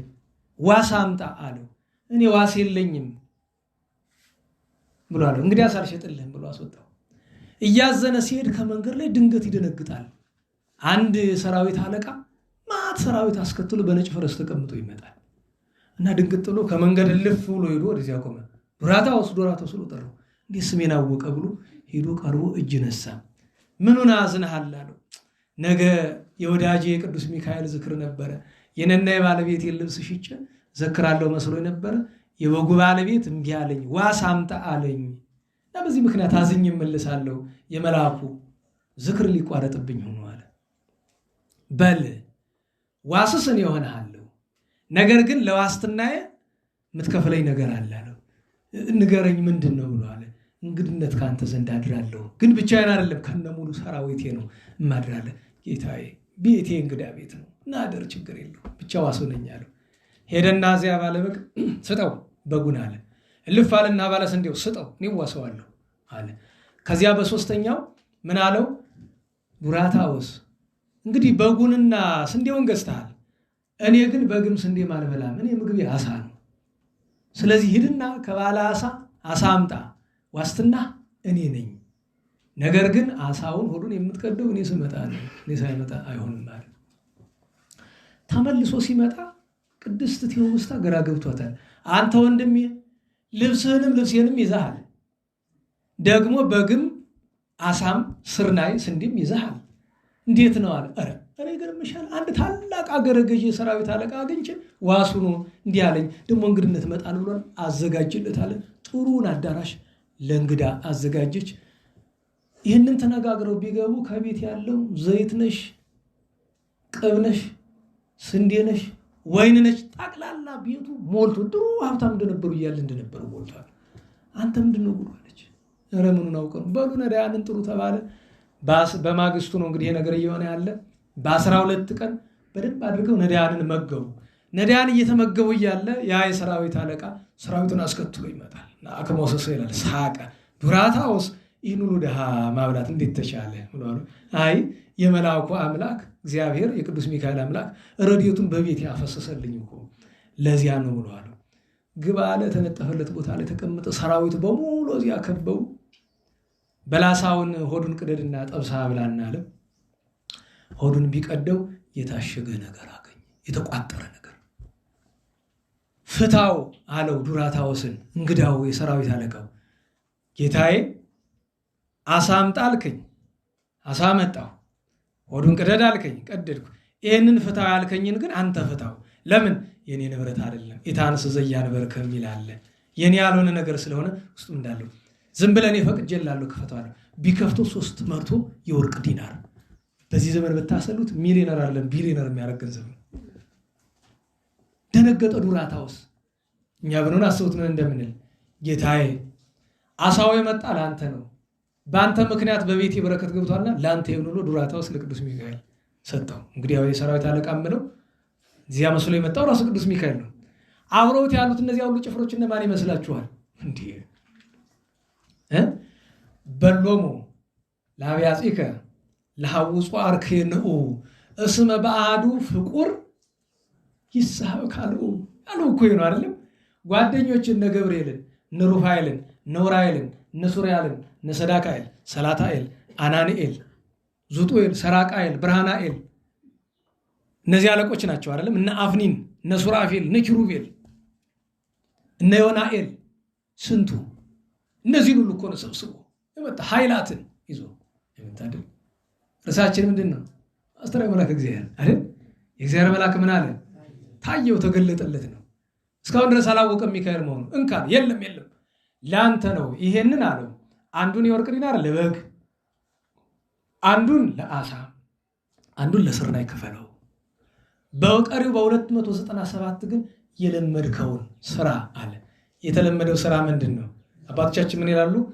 እግዚአብሔር ቅዱስ ጴጥሮስ በደብረ ታቦር ሰናይ ለነሃሎ ዚየ ለእኛ በዚህ መኖር መልካም ነው አለ አይደለም? ለምን እንዲህ አለ ቢሉ ክርስቶስ ጌታዬ ሆይ አንተም እንደ ልማድህ ሙት እያስነሳ ድው እየፈወስክ ጎባጣ እያቀና፣ ሙሴም እንደ ልማዱ መና እያዘነመ ባህር እየከፈለ ጠላት እየገደለ፣ ኤልያስም እንደ ልማዱ ሰማይ እየለጎመ እሳት እያዘነመ እንደዚህ ነው። እንደ ልማድ የልማድን ስራ እኛ ልማድችን ምንድን ነው የምታውቁት ነው። ችግር አይደል? የለመድከውን አድርጋለሁ። ጌታዬ መኑ አንተ ማነህ አለው። ከፍ ብድግ አፈፍ አለ ከመሬት ክንፉን ዘርጋ አድርጎ አነ ውእቱ ሚካኤል፣ እኔማ የሰራዊት የመላእክት አለቃ ሚካኤል ነኝ። ከልጅነት የጠበቅኩ ምጽዋትን ጸሎትን ያሳረኩ በተቸገርክ ጊዜ እንድረዳህ እግዚአብሔር የላከኝ ሚካኤል ነኝ አለ። ያ ጊዜ አብሮት ያሉ ሰራዊት በሙሉ የመልአክ መልካቸውን ቢገልጡ ዱራታኦስና ቴዎብስታ እንደ ሻሽ ተነጸፉ፣ እንደ ቅጠል ረገፉ። ደንግጠው ዳሰው አስነሷቸው። አይዟችሁ በምድር ከዚህ በኋላ አልለያችሁም፣ በሰማይ መንግስቱን ያወርስ ዘንድ አምላኬ ቃል ኪዳን እሰጥሃለሁ፣ እኔ በአምደ ወርቅ ስማችሁን እጽፋለሁ ብሎ ያን ቃል ኪዳን ሰጧቸው። እያዩት አረገ ወደ ሰማይ። እነሱም ደስ ብሏቸው ነዳያንን እያበሉ ኖረው እንደገና በዚህች ቀን አርፈው መንግስተ እግዚአብሔርን ወረሱ።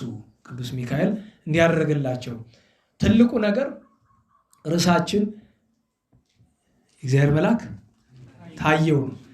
የእግዚአብሔርን መልአክ ለማየት ዱራታውስና ቴዎብስታ ያበቃቸው ምንድነው ከተባለ ምን ሀተታ ሰጣችኋለሁ። የሰማችሁት አልገባችሁም? በቃ ነገር ግን በክርስትና ውስጥ ዓላማችን መላእክትን ማየት ነው።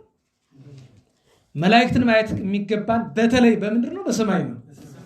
በተለይ በእረፍታችን ቀን። አሁን ሚካኤልን የሚወድ ሰው አስቡት። ቅዱስ ሚካኤል በእረፍቱ ሲመጣለት አያለ ተድላ። ለዚያ ግን ለቅዱስ ሚካኤል በፍጹም ልቡ መታመን አለበት። ዝክሩን ማስታጎል የለበትም። የቻለውን ያክል ሚካኤልን ዛሬ ሚካኤል ስለሆነ ሚካኤል ላይ አተኩርን እንጂ ሌሎችም ቅዱሳን እንደዚያ ነው። ለምን አስባችሁታል? በእረፍቱ ቀን መጥቶ ይገናኘዋል። በጣም ኃጢአቱ ከበዛ ደግሞ እግዚአብሔር አያሰናብተውም እንዲመጣ ሚካኤል ግን ምን ይጠብቃል? ፍርድ ወንበር ይጠብቃል። ቅዱስ ሚካኤል አጋንንት እያዳፉ አመጥተው ሲያቀርቡት ምስክር ይዞ ይቀርባል። ቅዱስ ሚካኤል አረ ጌታዬ የኔ ወዳጅ ነው እኮ በገድለ አቡነ ማርያም አለ አይደለም? ቅዱስ ራጉኤል አንዱን ሰውዬ በመብረቅ መጥቶ ገደለው። ያችን ነፍስ ይዘዋት ሲሄዱ ቅዱስ ሚካኤል ራጉኤልን ጠራው። ለምንድን ነው ወዳጄን የመታብኝ አለው። አለቃችን ሚካኤል ሆይ እኔ በፈቃዴ በመብረቅ ሰዎች እንዲመቱ እንደማላደርግ ታውቃለህ። ፈጣሪ አዞኝ ነው።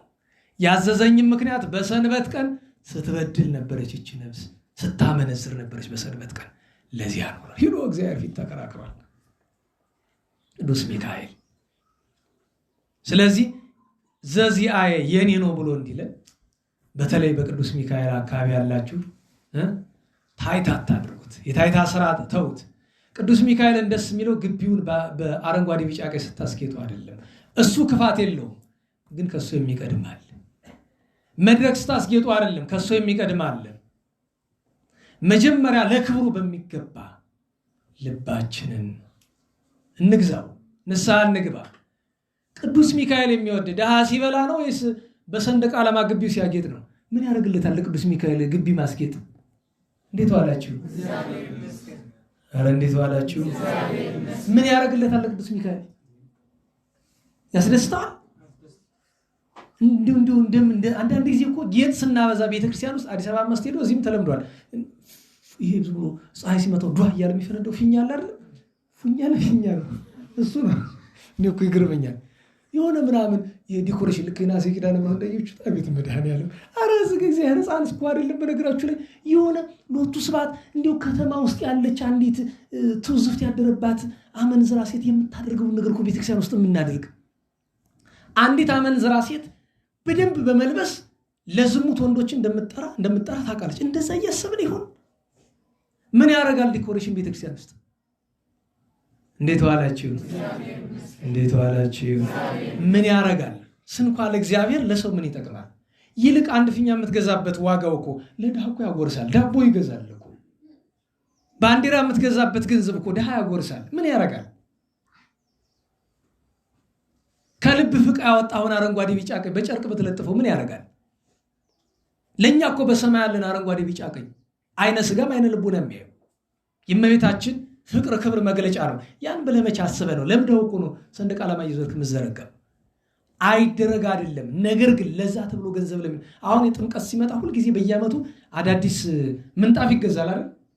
ክርስቶስ መድኃኔዓለምን ከሚያስቀይሙ ስራዎች አንዱ ይሄ ነው። ለናላችሁ ለታቦቱ ክብር ታቦቱ የሚከብር ድሃ ሲበላ ብቻ ነው። ድሃ እየተራበ ነው ታቦት ጨርቅ በማንጠፍ የምትጸድቅ ይመስላል?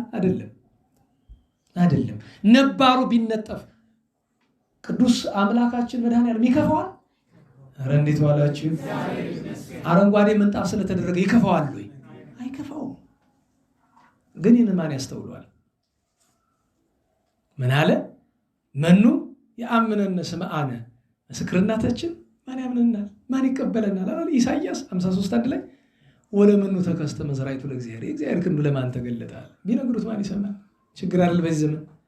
እና እኛ ዓላማችን መላእክትን በምድር እያለን ማየት አይደለም።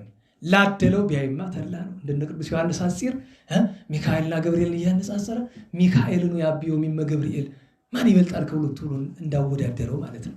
መላእክትን በማየት ደስ እንዳላቸው ወይም ደግሞ እንደ አባ ማርዳሪ ያለ አይደል ቅዱስ ዮሐንስ አፈወርቅ ታሪክ ውስጥ ያለው ሚካኤልን ጨምሮ 12ቱ ሊቃናት ሲያልፉ አይቷቸው ማለት ነው። አያቸው።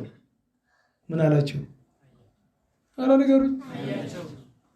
ሚካኤል፣ ገብርኤል፣ ሩፋኤል 12ታችሁ ኑ ግቡ ወደ ቤቴ፣ በእግዚአብሔር ስም ይዣችኋል፣ ግቡ ሳትገቡ እንዳትወጡ አላቸው። አረ ወዳጃችን ማርዳሪ ግቡ እያለን እንገባለን። መግባት ምን ትፈልጋለህ? ንገሩኝ። ወዴት እየሄዳችሁ ነው? ወደ አፈወርቅ ወደ እመቤታችን ወዳጅ። ምን ልታደርጉ? ምስጋና ልንሰማ። አፈወርቅ ሊያመሰግናት ነው።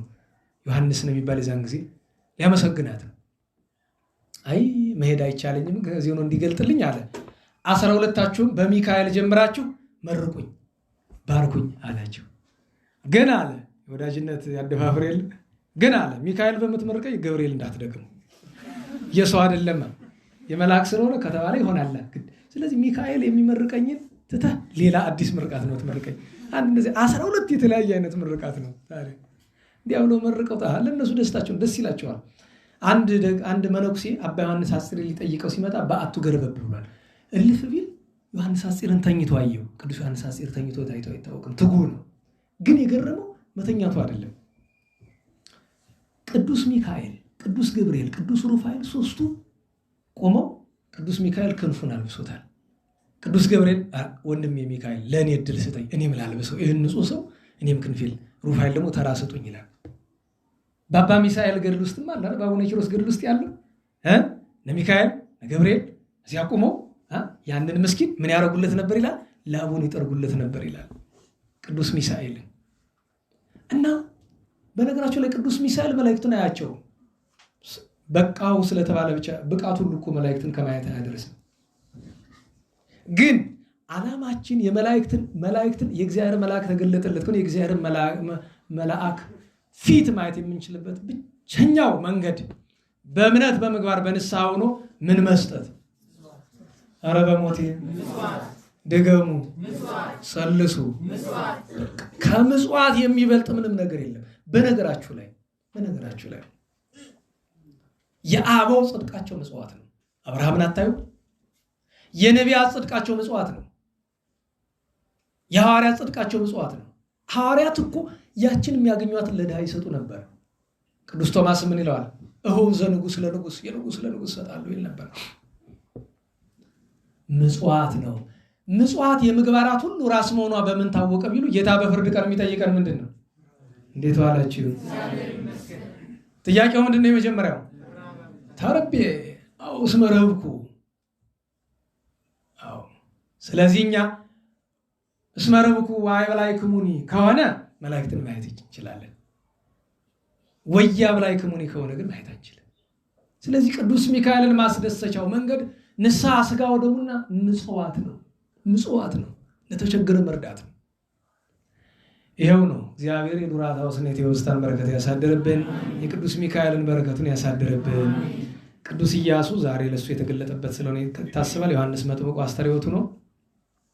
አባታችን አባ ፊላታውስ ሊቀ ጳጳሳት ዱራታውስና ቴዎስታን አንስተናል። ቅዱስ ባህራን ዛሬ ይታሰባል። ዛሬ የመጨረሻው በዓል ቅዱስ ሚካኤልን እመቤታችን ይወድ የነበረ የአፄ ዘርዓ ያዕቆብ የጻድቁ ንጉሥ ልጅ ሃይማኖቱ የቀና። በነገራቸው ላይ የእኛ ስንክሳር ተዝካሮ ለበእደ ማርያም ብሎ ነው የሚያርፈው አይደለም። የግዕዝ በግዕዝ ስንክሳር አለ። የኤርትራው ስንክሳር ማለት ነው። የኤርትራ ስንክሳር ምን ይላል? ወዛቲ ዕለት ኮነ ዕረፍቱ ለአፄ በእደ ማርያም ጻድቅ መፍቀር እግዚአብሔር ወርቱዐ ሃይማኖት ይለዋል። ሃይማኖቱ የቀና እግዚአብሔርን የሚወድ የጻድቁ የበእደ ማርያም ይላል። በእደ ማርያምን 3 ማስታወሻ ልስጣችሁ። አንደኛ እመቤታችን ከመውደዱ የተነሳ በመላ ሀገሪቱ እየዞረ እመቤታችን ቤተክርስቲያን ይሰራ ነበር።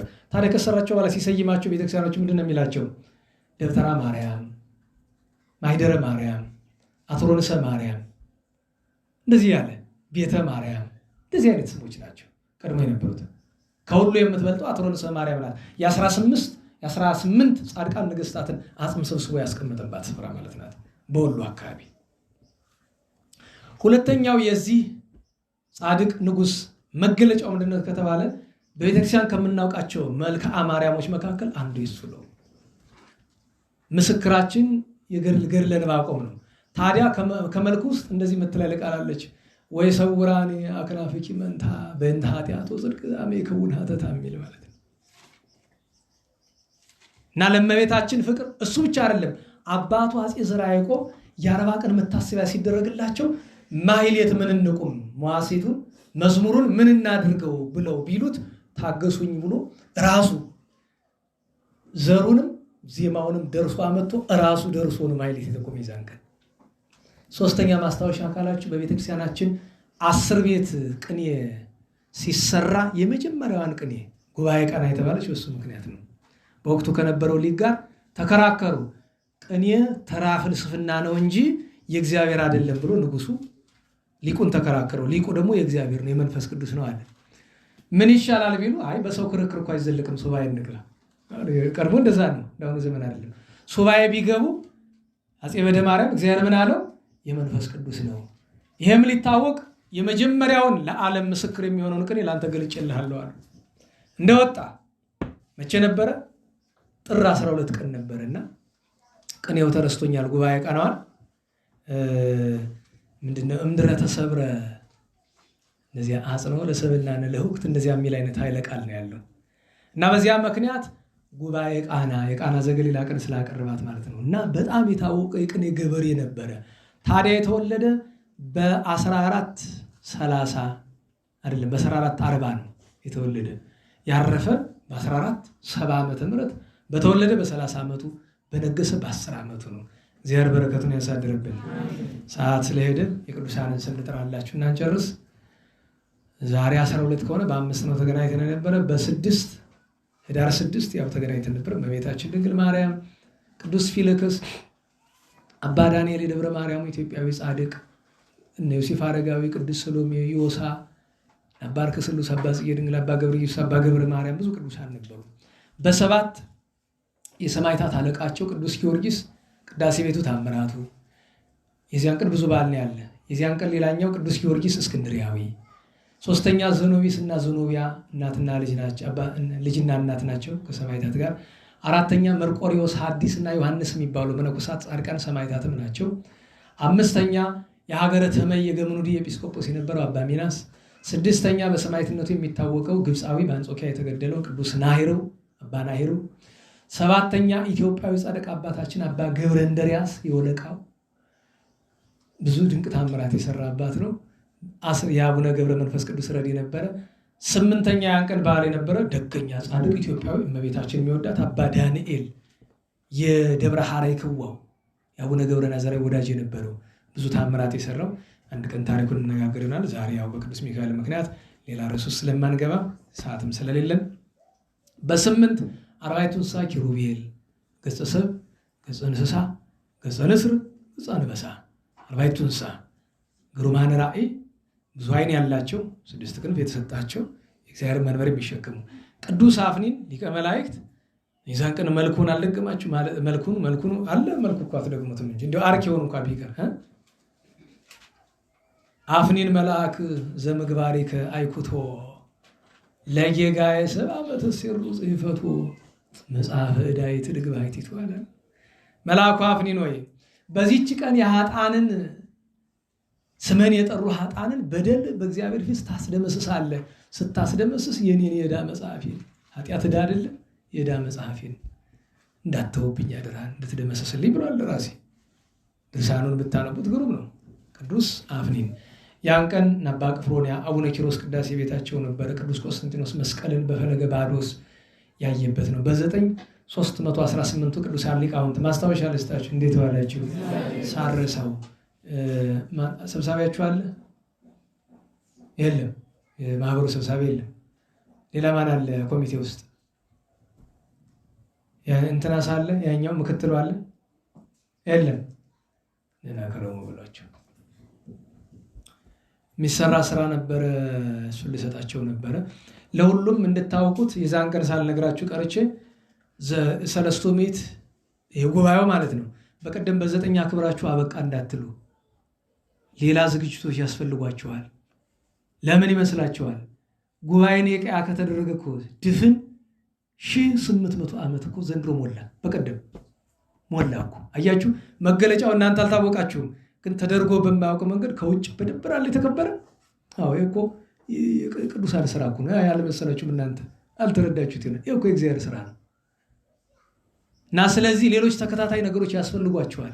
ከዚህ በኋላ በወር በ9 ጉባኤ ያዘጋጁ በደንብ።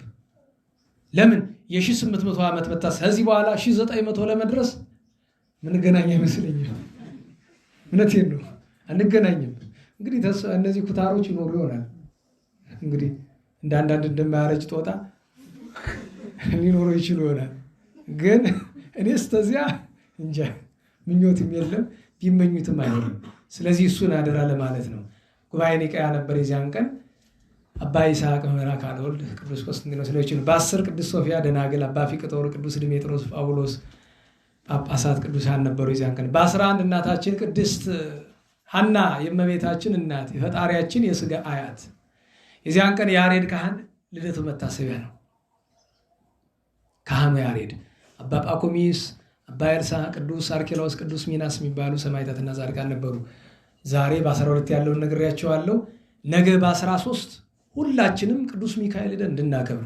እዛ አጣጣሚ ካላችሁ ደግሞ ለአጣጣሚ ቀራችሁ። አጣጣሚ ክብረ በዓል አለ እኮ ነገ፣ ትልቅ ክብረ በዓል የ99 ነገደ መላእክት በዓለ አእላፍ ይባላል። የሚገርማችሁ እጹብ የሆነ ማህሌት ነው። ማህሌቱ ራሱ በጣም ይገርማል። እንዲያው አይባልም እንጂ ሊነገው ነው የሚበልጥ እንዲያው ከብዙ ቀን ማህሌት። የሁሉም ቀን ማህሌት ግሩም ነው፣ ግን የነገው ደግሞ ለየት ያለ ነው ማህሌቱ ራሱ። እና መልካ አእላፍ ካላችሁ መልካ አእላፍ መድገም ይገባል ነገር። ስለዚህ 99 ነገደ መላእክት አንደኛ በዓላቸው ነው።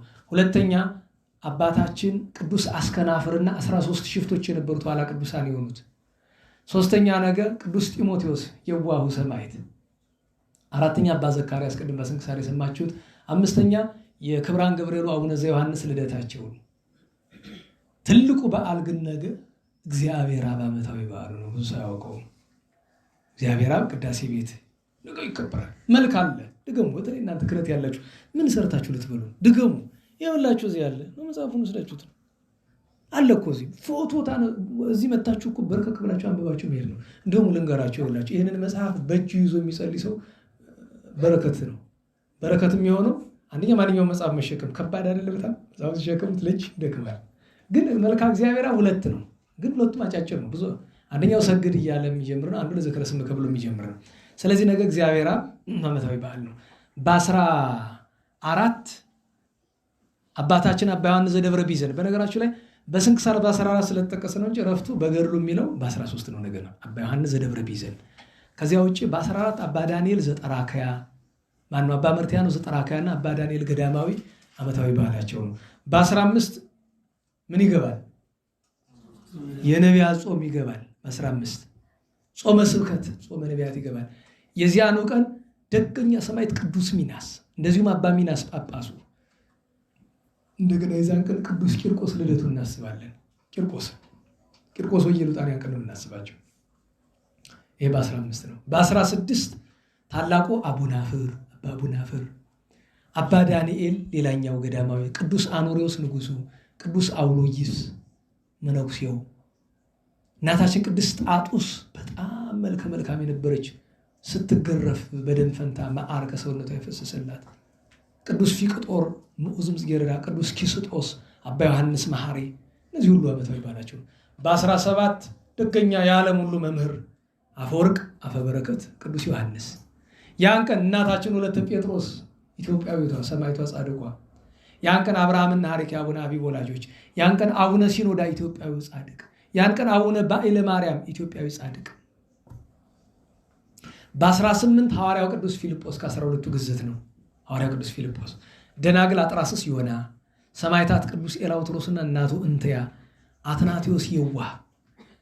የዛሬ ሳምንት በ19 አቡነ አብየ እግዚእ ቀን የምንገናኘው አንደኛ የቅዱስ ሰርጊስ ዓመታዊ በዓል፣ ሁለተኛ የቅዱስ ቴዎፍሎስ የሰማዕቱ ዓመታዊ በዓል፣ ሶስተኛ የጋናው ዮሐንስ አቡነ ዮሐንስ ዘጋና ፍልሰታቸው፣ አራተኛ የዓለም ብርሃን የተባለ ታላቁ ጻድቅ የአፄ ዘርዓ ያዕቆብ ትልቅ ወንድማቸው አቡነ ዮሴፍ የወለቃው ብርሃን ዓለም ልደታቸው። እግዚአብሔር መድኃኔዓለም ሁላችን የዚያ ሰዎች ይበለን። ሰማነውን በዝነ ልቦናችን ይሳልልን ያሳድርልን። የእግዚአብሔር መልአክ በመውጣታችን በመግባታችን አይለየን። አባቶቻችን እንደሚሉን በመከራው ቀን ቸሩ መድኃኔዓለም ጠባቂ መልአክ ሚካኤልን፣ ታዳጊ ሰማዕት ቴዎድሮስን መርቆሬዎስን አይለይብን። ለምስጋና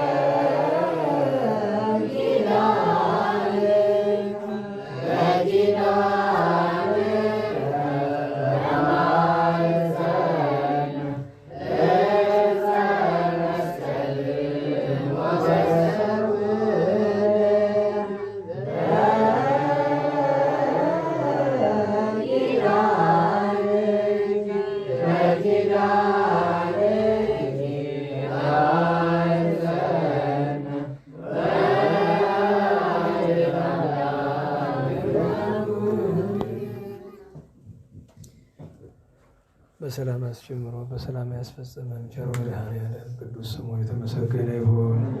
እመቤታችን ወላዲተ አምላክ ጣዕመ ፍቁሯን የመልአኩን ረድኤት የቅዱሳንን ጸጋ በረከት ያሳድርብን። የታመሙ ወገኖቻችን በይቅርታው ይፈውስልን። የሞቱትን ነፍሳቸውን ያጽድቅልን። የአባታችን የገብረ ኪዳን ወንድማችን የገብረ ሥላሴን ነፍስ በአብርሃም በይስሐቅ በያዕቆብ አጠገብ ያኑርልን። በጸሎት ስትቆሙ አትርሱን የሚሉ ወገኖቻችን ሁሉ በይቅርታው ያስብልን። ሀገሩን ደብሩን ማህበሩን በሰላም በምህረት ይጠብቅልን። ከታዘዙ መቅሰፍት ከነደደ ሰዓት ከዕለት ጥቂት ከዘመን መንሱት ቸሩ መድኃኔዓለም ይሰውረን። ሰላም ያዋለን ቸሩ መድኃኔዓለም ሰላም ያሳድረን። ለዛሬ ሁሉ ለከርሞ ያደርሰን። አቡነ ዘበሰማያት እንበል። ይትቀደስ ስምከ ትምጻእ መንግሥትከ በከመ በሰማይ ከማሁ በምድር ሲሳየነ ዘለለ ዕለትነ አበሳነ ወጌጋየነ ከመ ንሕነኒ ንኅድግ ለዘአበሰ ለነ ኢታብአነ እግዚኦ ውስተ መንሱት አላ አድኅነነ እምኩሉ እኩይ እስመ ዚአከ ይእቲ መንግሥት ኃይለ ስብሐት በሰላመ ቅዱስ ገብርኤል መልአክ እግዝእትየ ማርያም ሰላም ለኪ ድንግል በኅሊናኪ ወድንግል በሥጋኪ እመ እግዚአብሔር ጸባኦት ሰላም ቡርክት አንቲ እምአንስት ወቡሩክ ፍሬ ተፈሥሒ ፍሥሕት ኦ ምልዕተ ጸጋ እግዚአብሔር ምስሌኪ ሰአሊ ወጸልዪ ለነ ምሕረተ ወፍቁር ኢየሱስ ክርስቶስ ከመ ይስረይ ለነ ኃጣውኢነ ተማኅፀነ ብኪ።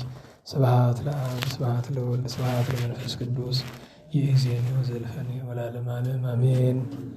በሰላም አስጀምሮ በሰላም ያስፈጸመን ቸር አምላክ የተመሰገነ ይሁን። እንቅፋት ሳይመታን እሾህ ሳይወጋን ኃጢአት ሳይሰለጥንብን በደልም ሳይገዛን የብርሃን መላእክት በፊት በኋላ በቀኝ በግራ እየጠበቁን ለጊዜ ወደ የቤታችን ለፍጻሜው ተስፋ ወደምናደርጋት መንግሥተ ሰማያት ከተከፈተች ገነት ከተነጠፈች ዕረፍት ከአባቶቻችን ርስት ሁላችን በሰላም ያድርሰን በሰላም ያድርሰን። ስብሐት ለእግዚአብሔር ልዑል ወለወላዲቱ ድንግል ወለመስቀሉ ክቡር ዕፀ ኃይል አሜን።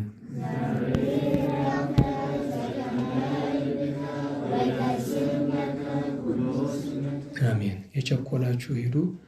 አንድ መዝሙር እናንተ የምትቆዩት ግን የምታውቁትን መዝሙር ነገሮች ሳንዘምር ከምንሄድ ማለት ነው። አምጡ አንድ ወረብ አንተነ ሚካኤል። እሺ ይሄስ የሚታወቅ ይመስለኛል። እሺ በቸሩ መድኃኔዓለም በቅዱስ ሚካኤል አምላክ ስም አንሱት እንዘምር። ሚካኤል ለእስራኤል አንተነ ሚካኤል ለእስራኤል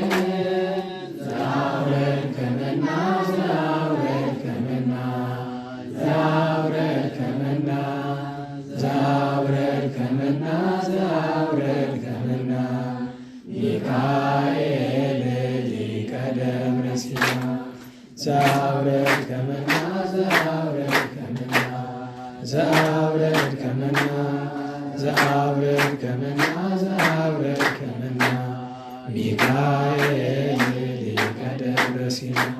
ለሁሉም አንተነ ሳይሆን አንተኑ በሉት። ሁለተኛው ግዕዝ ስለሆነ አንተኑ ለዜማ ብርቅት ሊቸግር ይችላል። ግን አሁን ግዕዙ አንተኑ ግን ጉሮሮ ያስቸግራል መሰለኝ። ኋላው ግዕዝ ሆነብኝ ብዬ ነው። ጥሩ ነው። ለሁሉም በሰላም ያሳድረን።